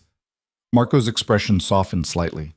I know this isn't easy, Miss Cruz, but the boss is right. Staying hidden is the smartest play until Victor's recaptured. And if they don't recapture him? What then? Do I just stay hidden forever? Marco didn't answer, which was answer enough. The first 3 days crawled by with excruciating slowness. Elena tried to read, tried to work remotely on her laptop, tried to convince herself that this was temporary. But the isolation wore on her, made every hour feel like 3. The only bright spot was Adriano's nightly phone calls, ostensibly to check on security arrangements, but they always lasted longer than necessary, sliding into actual conversation. How are you holding up? He asked on the 3rd night. I'm going crazy, Elena admitted, curled up on the couch in front of the fireplace. I know I'm safe here. I know this is necessary, but I feel like I'm back where I started, hiding from Victor, letting him control my life. It's not the same. This time you're choosing safety, not being forced into isolation. There's a difference. Is there? Because from where I'm sitting, it feels pretty similar. Adriano was quiet for a moment. I wish I was there with you. The confession caught her off guard. Why? Because you shouldn't have to go through this alone. Because talking on the phone isn't the same as being there. Because... He paused, and she could almost see him choosing his words carefully. Because I miss you. Is that allowed? To miss someone who works for you? Elena's heart did something complicated in her chest. I think the normal employer-employee boundaries stopped applying to us a long time ago. Probably around the time you called me in the middle of the night, and I drove across the city to get you. Or maybe before that, Elena said quietly. Maybe around the time you started being the only person in my life who made me feel like I mattered. You matter, Elena, more than you know. They talked until nearly midnight, the conversation drifting from work to books to childhood memories to everything and nothing. When they finally hung up, Elena felt less alone than she had since arriving at the cabin. But on the 4th day, everything changed. Elena was making coffee in the kitchen when she heard shouting from outside. She froze, the mug slipping from her hands to shatter on the tile floor. Through the window, she could see Marco and the other guards converging on the tree line, weapons drawn. Her phone rang. Adriano. Stay inside, he said without preamble. Lock yourself in the panic room, now. What's happening? Motion sensors picked up movement in the woods. It's probably just an animal, but I'm not taking chances. Marco knows the protocols. Just get to the panic room and stay there until I give the all clear. Elena ran for the basement, her heart hammering against her ribs. The panic room was exactly what it sounded like. A reinforced steel door leading to a small fortified space with supplies, communications equipment, and enough security measures to withstand a siege. She sealed herself inside, the heavy door clicking shut with mechanical finality. Through the security monitors, she watched the guards fan out into the forest, searching. Minutes ticked by with agonizing slowness. Then one of the monitors flickered, and a guard's voice crackled over the radio. "We've got something, northeast quadrant. Looks like someone was here recently. Broken branches, disturbed ground." "Any sign of the intruder?"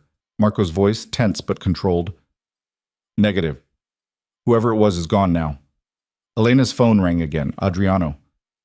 "They found evidence someone was surveilling the property," he said without preamble. "Tracks leading away toward the main road. It could be Victor, could be someone he hired. Either way, that location is compromised. I'm pulling you out."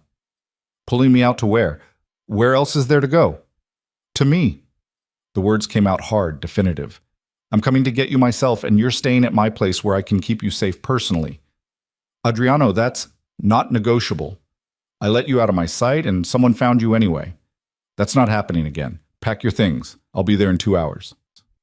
He was there in 90 minutes, driving himself in a black sedan with Marco following in the SUV. Elena watched from the window as he emerged from the car, his suit jacket discarded, tie loosened, looking more dangerous than she'd ever seen him. He moved like a man on a mission, conferring briefly with Marco before heading inside. Their eyes met across the living room, and something shifted in the air between them. This wasn't her boss coming to check on his employee. This was something else entirely, something rawer, more intense. "You okay?" he asked.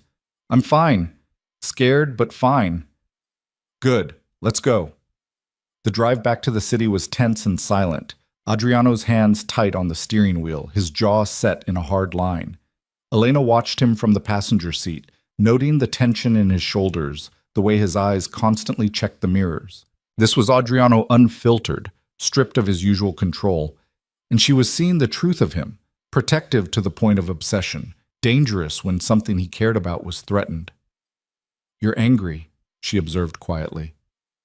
"I'm furious. At Victor for escaping, at the system that let it happen, at myself for not anticipating that he'd find the safe house." His hands tightened on the wheel.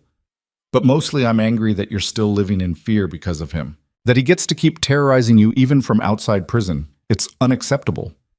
"So what's the alternative? We can't exactly make him disappear." Adriano's expression went dark, and Elena realized with a start that he'd probably already considered exactly that option. The thought should have frightened her. Instead, it made her feel safer than she had in days. They arrived at his penthouse after dark, Marco and 2 guards sweeping the space before allowing them entry. It was exactly as Elena remembered from those first 2 weeks after the assault. Luxurious without being ostentatious, comfortable in a way that money couldn't quite buy. "You'll take the master suite this time," Adriano said, carrying her bag down the hall. "It has the most advanced security setup, direct access to the panic room, reinforced walls." "I'll take the guest room." "Adriano, I can't kick you out of your own bedroom." "You're not kicking me anywhere. I'm choosing to put you in the safest room in the building." He set her bag down and turned to face her. "Elena, I need you to understand something. Victor getting this close to you, the idea that he might have succeeded if the guards hadn't been watching, it's eating me alive. So yes, you're getting the master suite, and yes, I'm going to be insufferable about security protocols, and no, I'm not apologizing for any of it." She stepped closer to him, drawn by the raw honesty in his voice. "I'm not asking you to apologize. I'm just trying to figure out how we got here. 6 months ago, you were keeping your distance, respecting boundaries. Now you're offering me your bedroom and planning Victor's demise. What changed?" "What changed is that I almost lost you." The words came out rough, unguarded. "What changed is that I've spent 6 months watching you rebuild yourself, seeing you become stronger and more confident every day. And the thought of Victor destroying that, hurting you again, I can't allow it. I won't." "That sounds less like protection and more like..." "Like what?" he challenged, stepping closer until they were inches apart. "Like I care about you? Like I've been half in love with you for longer than I want to admit? Like the idea of anything happening to you makes me want to burn the whole world down?" Elena's breath caught. "Adriano, I know you need space, need time, need to figure yourself out without another man trying to control your life. I'm trying to respect that, Elena. I swear I am. But Victor being out there hunting you, it's making it very hard to maintain professional distance when every instinct I have is screaming at me to keep you close and safe." "Maybe professional distance is the wrong thing to maintain right now," Elena heard herself say. "Maybe what I need isn't space from you specifically. Maybe what I need is to know that choosing to be close to you is my choice, made from strength instead of fear. Something blazed in Adriano's eyes. And is it your choice? Elena thought about the past 6 months, the therapy sessions where she'd learned to recognize healthy relationships from toxic ones, the support group where she'd heard other survivors' stories and realized that real love didn't involve control or intimidation or making someone feel small, the quiet work of rebuilding her self-worth until she could trust her own judgment again. She thought about Adriano, the way he'd respected her boundaries even when it clearly cost him, the way he protected without possessing, the way he'd given her space to heal while making it clear he'd be there when she was ready, the way he saw her not as someone to save, but as someone capable of saving herself, even while he stood ready to help if she asked. Yes, she said quietly. It's my choice. I choose this. I choose you. For one suspended moment, Adriano just stared at her as if he couldn't quite believe what he'd heard. Then his hand came up to cup her face with devastating gentleness, his thumb brushing across her cheekbone. You're sure? Because Elena, once we cross this line, I'm all in. I don't do anything halfway, and that includes this. Includes you. I'm sure. And she was. For the first time in longer than she could remember, she was absolutely certain about something. He kissed her then, and it was nothing like the rough possession Victor had used to claim ownership. This was different, careful and reverent, a question being asked and answered with every breath. Elena leaned into it, into him, letting herself feel safe and wanted and cherished in a way she'd never experienced before. When they finally broke apart, Adriano rested his forehead against hers. We still need to deal with Victor. I know. The reminder of reality was sobering, but not devastating. What's the plan? The plan is that we stop hiding and start hunting. Adriano's expression hardened. I've got people working every angle, tracking his known associates, monitoring his old haunts, following money trails. He's going to make a mistake, and when he does, we'll be ready. And by we'll be ready, you mean... I mean we end this, legally if possible, with him back in custody facing additional charges. But if he comes for you again, if he tries to hurt you, Adriano's voice went cold, then I handle it my way. Elena should have been frightened by the implicit threat, by the reminder that Adriano operated in spaces the law didn't quite reach. Instead, she felt a fierce satisfaction that someone was finally treating Victor like the threat he was. What do you need from me? She asked. I need you to trust me, and I need you to be willing to do something that might seem crazy. How crazy? Adriano's expression turned calculating. Crazy enough that we use you as bait to draw him out. Elena's stomach dropped. You want to what? Think about it. Victor's obsessed with you, consumed by the need to punish you for putting him in prison. Right now he's in hiding, being careful, making it nearly impossible to track him. But if he thinks he has a chance to get to you, if he sees an opening, he'll take it, and we'll be ready. You want me to deliberately put myself in danger. I want you to help us end this so you can finally be free. Adriano took her hands, his grip warm and steady. You wouldn't be alone. Wouldn't be unprotected. I'd have teams positioned everywhere, watching every angle. But yes, it would require you to be visible, to give him a target. It's risky, and if you're not comfortable with it, we find another way. Elena's mind raced through the implications. Victor out there somewhere, planning his revenge.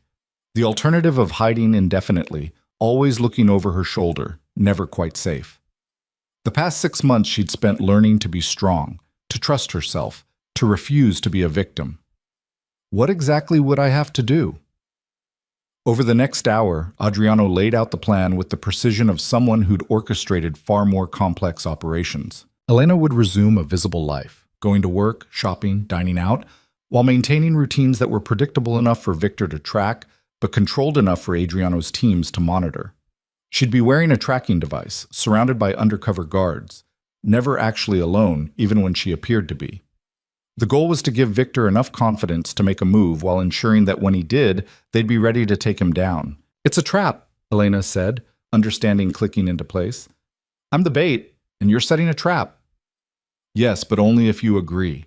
I won't force this, Elena. If you say no, we go back to the safe house, beef up security, and wait for the authorities to do their job. which could take months, years even. Elena stood and walked to the windows, staring out at the glittering city below.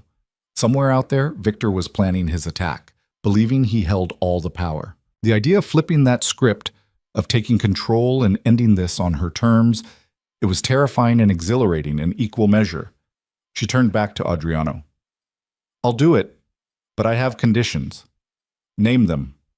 I want to know everything. No protecting me from details. No keeping me in the dark for my own good.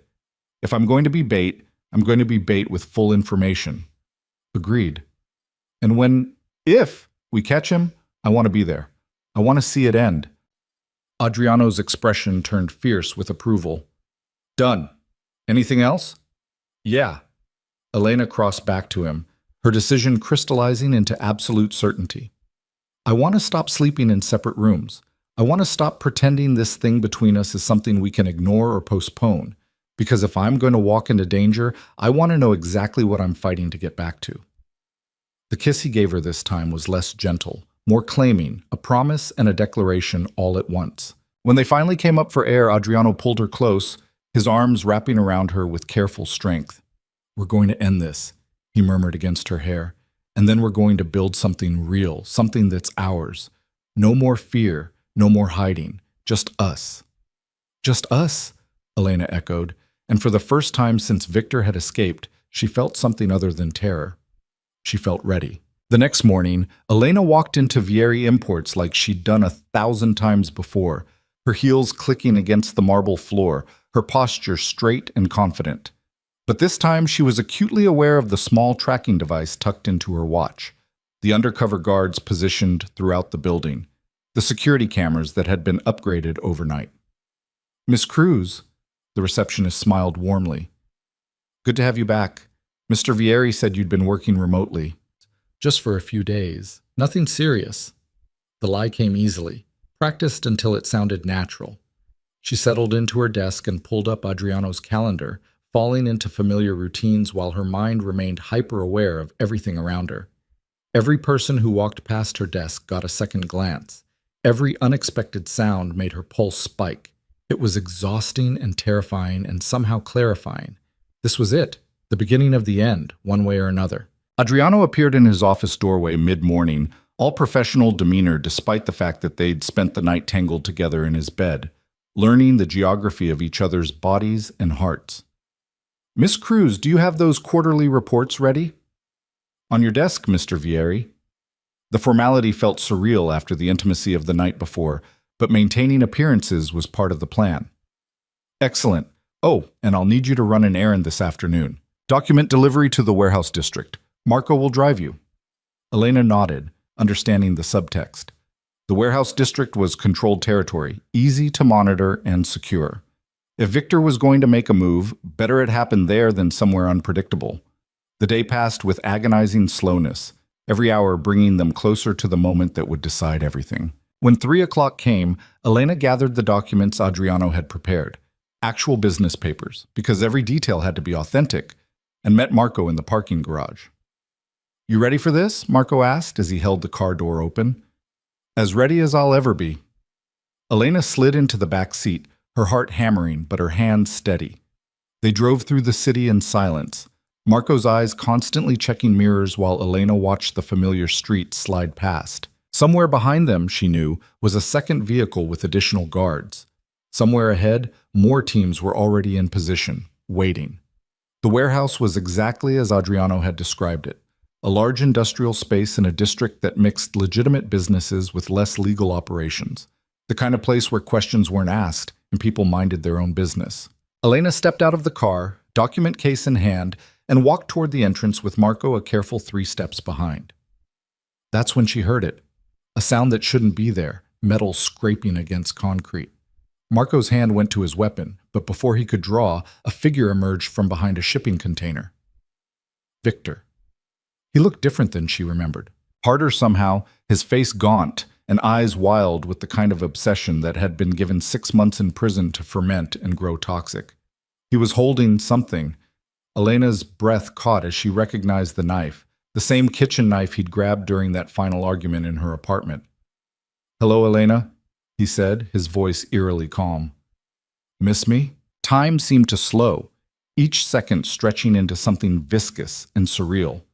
Elena's grip tightened on the document case, her training from the past few days clicking into place.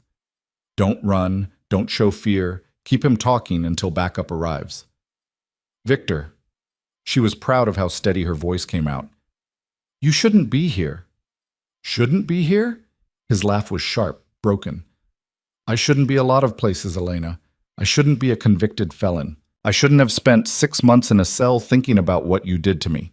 But here we are. Marco's hand was still moving toward his weapon, but Victor noticed. The knife came up, pointing directly at Elena. Tell your guard dog to stand down, or I swear I'll put this through your throat before he can draw. Marco, Elena said quietly. Don't.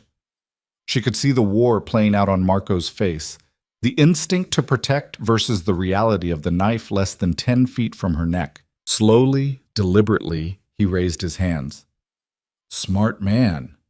Victor's attention swung back to Elena, his eyes roving over her face with an intensity that made her skin crawl. You look good. Better than you did when you were with me, actually. I guess whoring yourself out to a rich man agrees with you. The crude words were meant to wound, to make her feel small and ashamed. 6 months ago, they might have worked, but Elena had spent too much time in therapy, done too much work rebuilding her sense of self-worth to let Victor's poison take root again. Is that what you think this is about? She asked calmly. You think I left you for Adriano? I think you destroyed my life for him. I think you lied in court, twisted everything to make me look like a monster, all so you could play victim and run into his arms. I didn't have to twist anything, Victor. I just told the truth. About the bruises you left on my body, about the money you stole, about the signatures you forged. All of that happened. All of it was real. You made me do it. The shout echoed off the warehouse walls. You pushed me to it with your attitude, your disrespect, the way you looked at him like he was something special. You think I didn't notice? You think I couldn't see the way you'd light up when you talked about work? About Vieri? You were mine, Elena. Mine. And you threw that away. Elena felt a surge of something hot and fierce in her chest. Anger, yes, but also clarity. Standing here, facing the man who'd terrorized her, she could finally see him clearly, not as the powerful figure he'd seemed when she was trapped, but as something pathetic and small. A man so insecure in himself that he tried to destroy someone else to feel big. I was never yours, she said, and each word landed with the weight of absolute truth. I was a person you hurt and controlled because you couldn't stand the idea of me having any power of my own. But Victor, here's what you never understood. You didn't break me. You tried, but you failed. And every day since I left you, I've gotten stronger. While you were rotting in a cell, I was rebuilding my life, learning to trust myself again, finding out who I am when I'm not living in fear. Shut up. The knife hand trembled slightly. You don't get to talk to me like that. You don't get to act like you're better than me. I don't have to act. Elena took a small step forward, ignoring Marco's sharp intake of breath. I am better than you, Victor. Better because I choose not to hurt people. Better because I don't need to tear someone else down to feel powerful. Better because when I love someone, really love them, it makes both of us stronger, not just me. Something flickered across Victor's face. Confusion, maybe. Or the first crack in his certainty. You're talking about him, Vieri. You think he loves you? Men like that don't love, Elena. They own, they possess. He's just better at hiding it than I was. No. And Elena knew with bone-deep certainty that she was right. He's better at seeing me as an equal instead of his property. He protected me without controlling me. He gave me space to heal instead of demanding I give him credit for saving me. That's the difference, Victor. That's what real love looks like. Real love. But Victor's expression twisted into something ugly. I'll show you real love. I spent 6 months planning this, Elena. 6 months thinking about all the ways I could make you pay. And you know what I realized? The only way to really hurt you is to take away the thing you think you've gained. Your precious freedom. Your new life. Him. The implication sent ice down Elena's spine. Victor, listen to me. No, you listen. He moved closer, the knife gleaming in the warehouse's fluorescent light. I'm going to make sure you never feel safe again. I'm going to haunt every moment of your life until you're as broken as you made me. And then, when you're begging for it to end, when you understand exactly what you did to me, then I'll give you peace." "That's enough."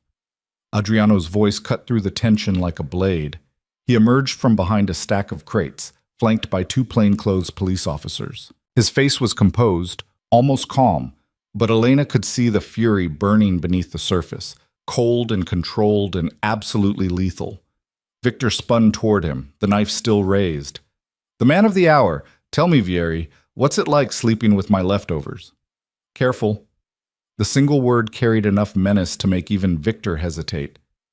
"You're already looking at additional escape charges, assault, terroristic threats. Don't add assaulting an officer to the list." "Officers?" Victor glanced at the two men flanking Adriano, noting their badges for the first time. His face went pale, then flushed with rage. "This was a setup. You used her as bait." "I used her as bait with her full knowledge and consent," Adriano corrected, moving slowly closer. "Because unlike you, I actually respect her autonomy and her choices. She wanted to end this, wanted to stop living in fear of you. So yes, we set a trap. And you walked right into it." Elena watched Victor's expression cycle through emotions: rage, betrayal, disbelief, and finally something that looked almost like desperation. The knife in his hand lowered slightly, and for a moment she thought he might actually surrender. Then his eyes hardened, and she knew what was coming before he moved. "If I can't have you—" Victor lunged forward, the knife arcing toward Elena with vicious intent. Everything happened in fractured seconds. Marco moving to intercept, one of the officers drawing his weapon, Adriano shouting something Elena couldn't process over the roar of adrenaline in her ears. But Elena didn't freeze, didn't cower or scream or wait to be saved. 6 months of therapy, of self-defense classes Adriano had quietly arranged, of learning to trust her own strength, all of it coalesced into action. She dropped the document case, stepped inside Victor's reach instead of backing away, and brought her elbow up hard into his extended arm. The knife clattered to the concrete. Victor stumbled, off balance, and that's when Marco hit him from the side. They went down in a tangle of limbs, Marco's superior training and size quickly pinning Victor face down against the ground. "Elena!" Adriano was there, his hands on her shoulders, his eyes searching her face for injury. "Are you hurt? Did he—" "I'm fine." And miraculously, she was. Her hands were shaking, her heart hammering, but she was uninjured and whole, and suddenly, unexpectedly, laughing. "I'm fine. It's over. It's actually over." The police officers were already hauling Victor to his feet, securing his hands behind his back with practiced efficiency. He was shouting something, but Elena didn't bother listening. His words had lost their power to hurt her. He was just noise now, fading into irrelevance. "Miss Cruz." One of the officers approached, his expression professional but kind. "We'll need a statement from you, and there will be additional charges filed against Mr. Hale. Detective Morrison will be in touch to coordinate." Elena nodded, letting Adriano guide her toward his car while Marco handled the logistics with law enforcement. Her legs felt disconnected from her body, adrenaline giving way to the crash that always followed. By the time they reached the vehicle, she was shaking so hard, Adriano had to help her into the passenger seat. "Let it out," he said quietly, crouching beside her. "You don't have to be strong right now." And just like that, the tears came. Not broken sobs like that first night, but something cleaner. Relief, maybe.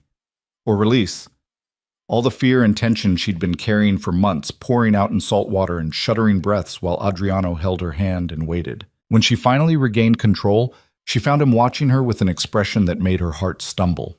Pride and concern, and something deeper. Something that looked like the kind of love that didn't demand or possess, but simply existed, steady and sure.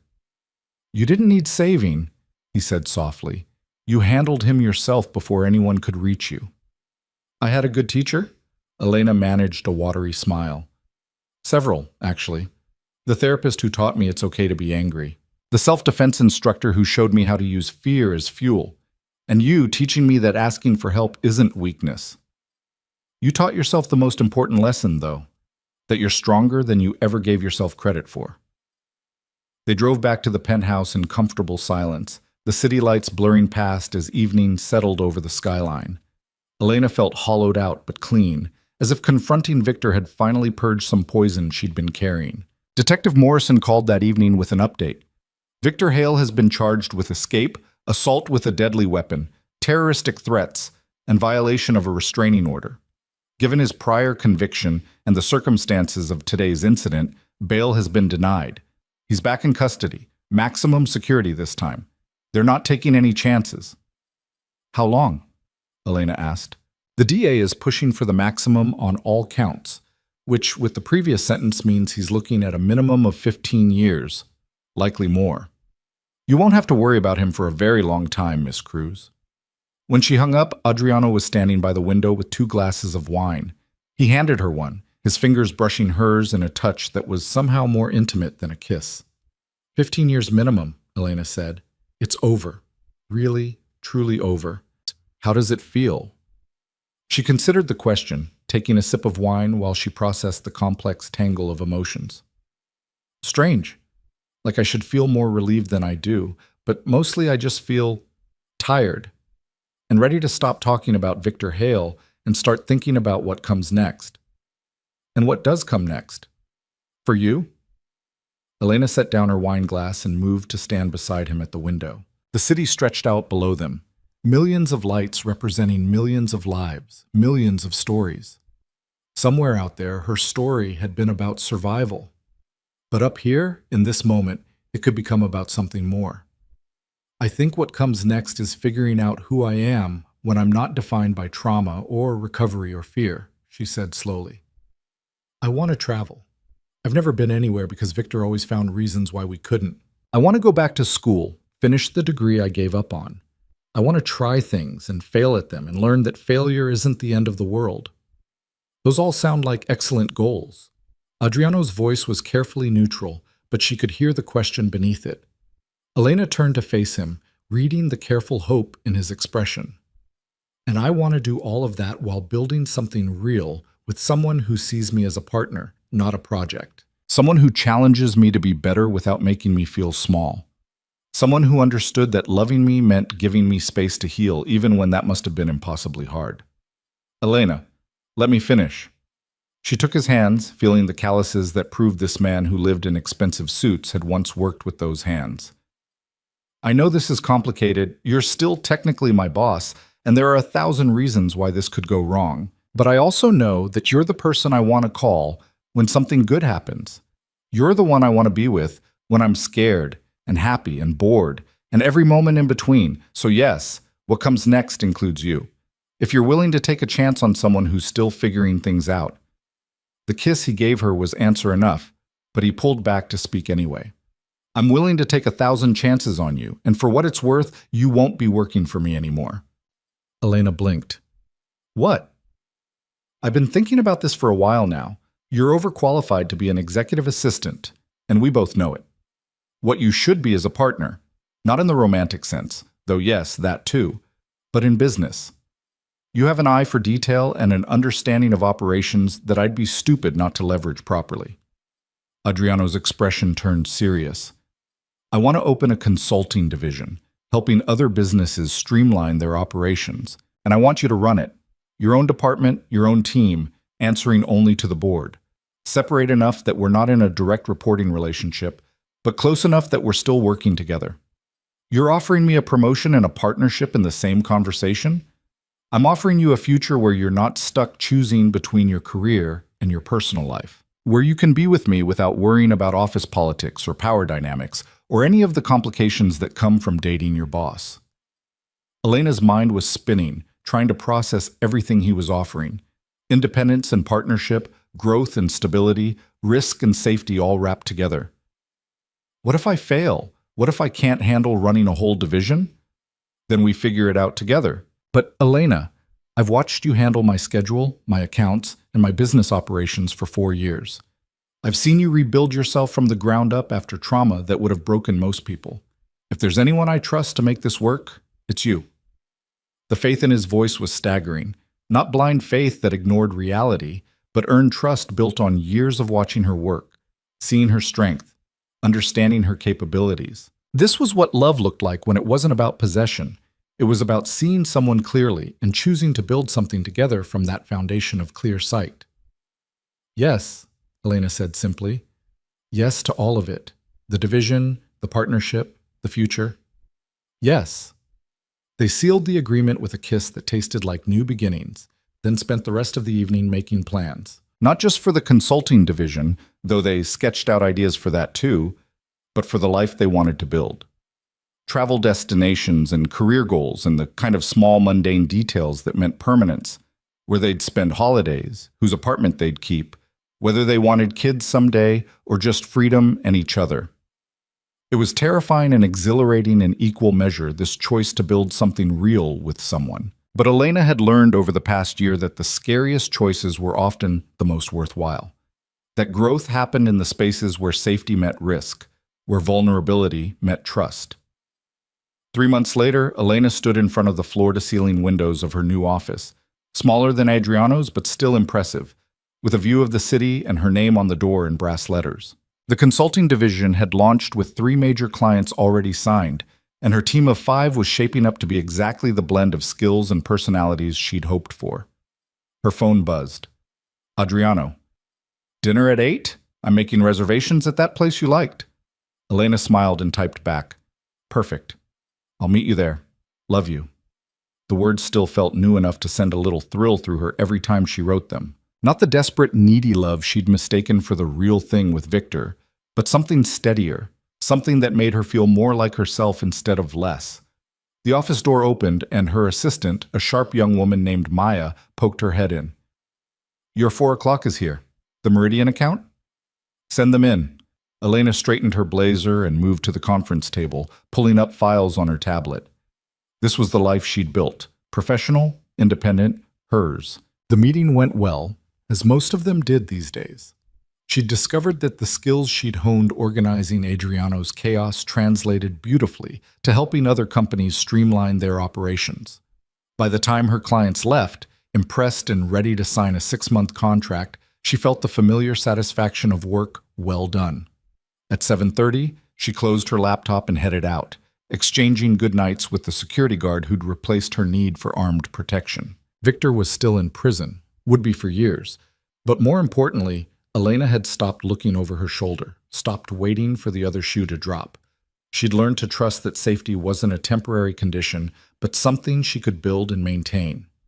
The restaurant was intimate and elegant, the kind of place where low lighting and soft music created pockets of privacy. Adriano was already there, standing when she approached, his eyes lighting up in that way that still made her breath catch. "How was your day?" he asked after they'd ordered, reaching across the table to take her hand. "Good. We landed the Meridian account, and I think we're close on the Thompson contract too. Maya's been incredible. I might steal her permanently from the temp agency." Elena paused, then smiled. "Actually, something else happened today. I got a call from the Women's Crisis Center downtown. They want me to speak at their fundraiser next month. Share my story, talk about recovery and rebuilding." She watched his expression carefully, wondering if he'd object to her being that public about what had happened. But Adriano just squeezed her hand and smiled. "Are you going to do it?"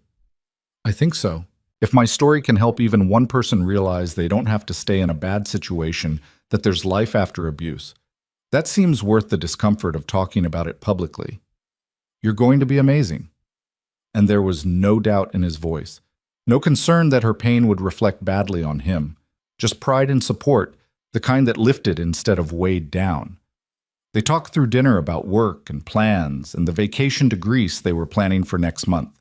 Easy conversation between equals, the kind that came from truly knowing someone and being known in return.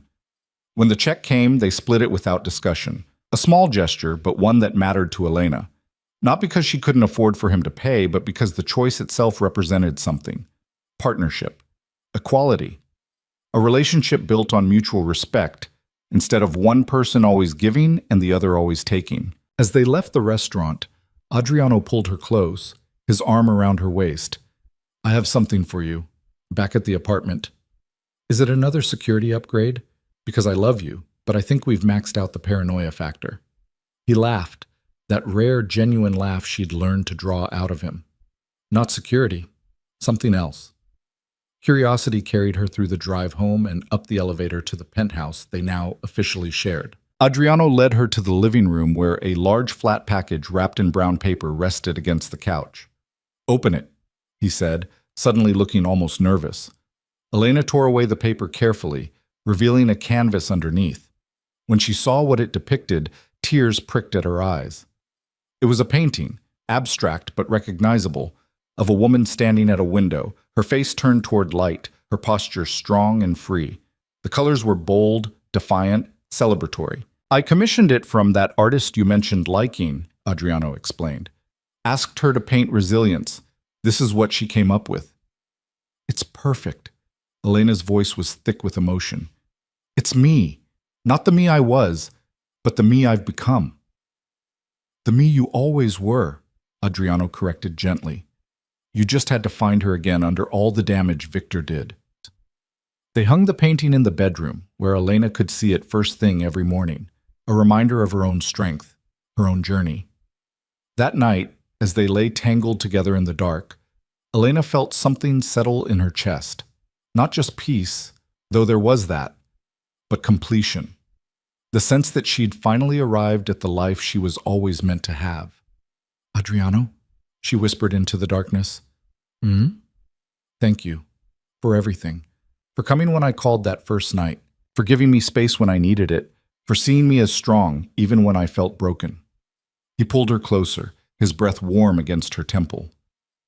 "You don't need to thank me for loving you, Elena. That's just what I do. Who I am. You made it easy to see your strength because you never actually lost it. It was just buried for a while. Still, I needed someone to believe in me while I remembered how to believe in myself. You were that person." They fell asleep like that, wrapped around each other, safe and chosen, and free. 6 months after that, Elena stood backstage at the Women's Crisis Center fundraiser, her heart hammering but her hands steady.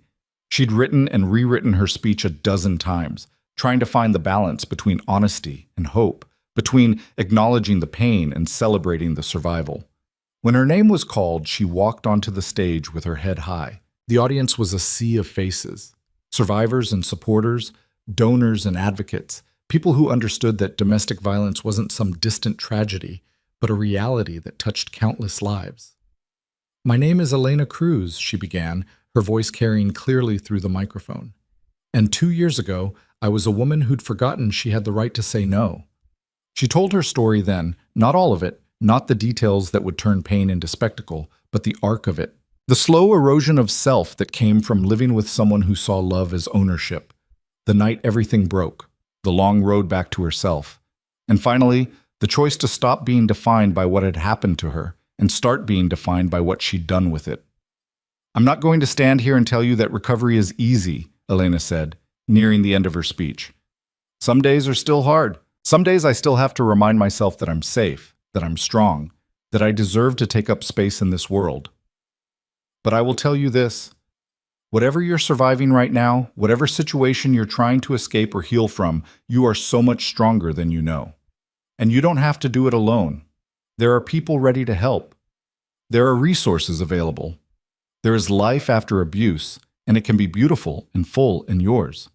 The applause when she finished was thunderous, but what mattered more were the faces in the audience, the tears, the recognition, the hope. After the event, 3 different women approached her to share their own stories, to ask for advice, to simply say thank you for speaking truth about something most people wanted to ignore. Adriano was waiting for her by the door, pride written all over his face. "You were incredible." "I was terrified. But terrified and incredible aren't mutually exclusive." He handed her a glass of champagne from the reception table. "To Elena Cruz, survivor, fighter, and the strongest person I know." She clinked her glass against his. "To us, to second chances, to choosing love that makes us better instead of smaller." "To us," he echoed. They left the fundraiser together, walking out into a cool evening that smelled like rain and possibility. Elena had learned over the past 2 years that happy endings weren't really endings at all. They were just the beginning of the next chapter, the place where the real work of building a life began. And this life she was building, with Adriano beside her but not defining her, with work that fulfilled her, with freedom hard-won and carefully protected, this was better than any fairy tale. Because it was real, and it was hers, and she'd earned every piece of it. As they drove through the city toward home, Elena caught her reflection in the window. She looked different than she had 2 years ago. Stronger, yes, but also more open, more alive, more fully herself than she'd ever been. The woman looking back at her was someone who'd survived hell and come out the other side not just intact but transformed. Victor's voice no longer echoed in her mind with its poison and control. Instead, she heard her own voice, clear and sure, reminding her daily of the truths she'd learned the hard way. That love shouldn't hurt, that asking for help wasn't weakness, that she was worth fighting for, worth protecting, worth choosing every single day. "What are you thinking about?" Adriano asked, glancing over at her with that look that said he already knew but wanted to hear her say it. "I'm thinking about how far I've come, how I almost let fear keep me trapped, and how grateful I am that I found the courage to make that phone call. The best call you ever made." He reached over to take her hand, lacing their fingers together. "Though I might be biased, definitely biased." Elena squeezed his hand, feeling the solid warmth of his palm against hers. But not wrong. When they arrived home, Elena stood in the doorway for a moment, taking in the space they'd created together. It wasn't the penthouse where she'd first found safety. They'd moved 6 months ago to a place that belonged to both of them equally, chosen together, decorated together, filled with pieces of both their lives. This was a home built on partnership and choice, not rescue and gratitude. The painting Adriano had commissioned hung in the living room now, visible from the entrance. Every time Elena saw it, she was reminded of her own resilience, her own capacity for transformation. She was the woman in that painting, no longer standing at the window looking out at a life she couldn't have, but standing in the center of the life she'd built, strong and free and unafraid. "Elena?" Adriano's voice came from the bedroom. "Come here. I want to show you something." She found him standing by the window, their window now, holding a small velvet box. Her heart stopped, then started again in double time. "I know we've talked about this," he said, his usual confidence wavering slightly, "about futures and partnership and building something permanent. But I wanted to make it official. Not because I need a piece of paper to prove anything, but because I want the world to know that you chose me just as much as I chose you." He opened the box, revealing a ring that took her breath away. Simple platinum band, single diamond, elegant without being ostentatious. Exactly what she would have chosen for herself. "Elena Cruz, will you marry me? Not because I saved you, we both know you saved yourself. Not because you work for me, you don't, not really, not anymore. But because in the past 2 years you've become my best friend, my partner, the person I want to face everything with. Because choosing you every day has been the best decision I've ever made, and I want to keep making that choice for the rest of my life." Elena's eyes filled with tears, but they were the good kind, the kind that came from overwhelming happiness instead of pain. "Yes, yes, of course, yes." He slipped the ring onto her finger, and it fit perfectly. Like everything between them, it just worked. They kissed then, deep and slow, a kiss that tasted like promise and possibility and permanence. When they finally broke apart, Adriano rested his forehead against hers. "I love you. Not for what you survived, but for who you are. Every stubborn, brilliant, beautiful piece of you." "I love you too," Elena whispered. "Thank you for waiting, for giving me time to find myself before I gave myself to someone else, for understanding that I needed to choose this from strength, not need." "Always worth waiting for," he murmured. "You were always worth waiting for." They stood together at the window, watching the city lights flicker in the darkness, two people who'd found each other in the wreckage and built something beautiful from the ruins. Elena looked at the ring on her finger, catching the light, and felt a surge of gratitude so profound it almost hurt. Not gratitude for being saved, she'd saved herself, had done the hard work of healing and rebuilding and learning to trust again. But gratitude for finding a love that supported instead of smothered, that challenged instead of controlled, that made her feel more like herself instead of less. This was her happy ending, not because a man had rescued her, but because she'd rescued herself and then chosen to share her life with someone who deserved her. Not because she'd escaped danger, but because she'd learned to recognize the difference between real love and toxic possession. And it was just the beginning. There would be a wedding to plan, a business to grow, travels to take, challenges to face. There would be hard days and easy ones, arguments and reconciliations, all the messy, beautiful reality of building a life with another person. But Elena was ready for it, ready to stop surviving and start truly living, ready to stop running from fear and start running toward joy, ready to be not just a survivor, but a woman who'd taken her trauma and transformed it into strength, her pain into purpose, her fear into fierce determination never to let anyone make her feel small again. She'd walk through fire and come out forged into something stronger than she'd ever been before. And now, standing beside the man who'd understood that loving her meant giving her space to become that stronger version of herself, she was finally, completely, gloriously free. "Ready for the rest of our lives?" Adriano asked softly. Elena turned from the window to face him fully, seeing in his eyes the same certainty she felt in her bones. "I've never been more ready for anything." And she meant it. Every word, every promise, every choice. Because this time, she wasn't choosing from fear or desperation or the belief that she didn't deserve better. She was choosing from wholeness, from strength, from the absolute conviction that she was worthy of a love that built her up instead of tearing her down. Victor Hale was in prison, where he'd remained for years. But more importantly, he was no longer in her head, no longer had power over her thoughts or her choices or her sense of self. She'd taken all the damage he'd done and refused to let it define her. She'd survived him, and then she'd thrived beyond him, building a life so full and rich and beautiful that his attempts to destroy her seemed almost laughable in retrospect. This was her victory. Not just surviving, but flourishing. Not just escaping, but transforming. Not just healing, but becoming someone even stronger than the woman she'd been before Victor had tried to break her. And as she stood there with Adriano's arms around her and the promise of forever sparkling on her finger, Elena Cruz knew with absolute certainty that she'd never be afraid again. Not like that. Not of love, or men, or the future. She'd learned the hardest lesson anyone could learn, that the only person who could truly save her was herself. And having learned it, having lived it, having become the woman who'd done exactly that, she was unstoppable. The rest of her story was still unwritten, full of blank pages waiting to be filled with adventures and challenges, and all the messy beauty of a life fully lived. But whatever came next, she'd face it standing tall, clear-eyed, and absolutely certain of her own strength.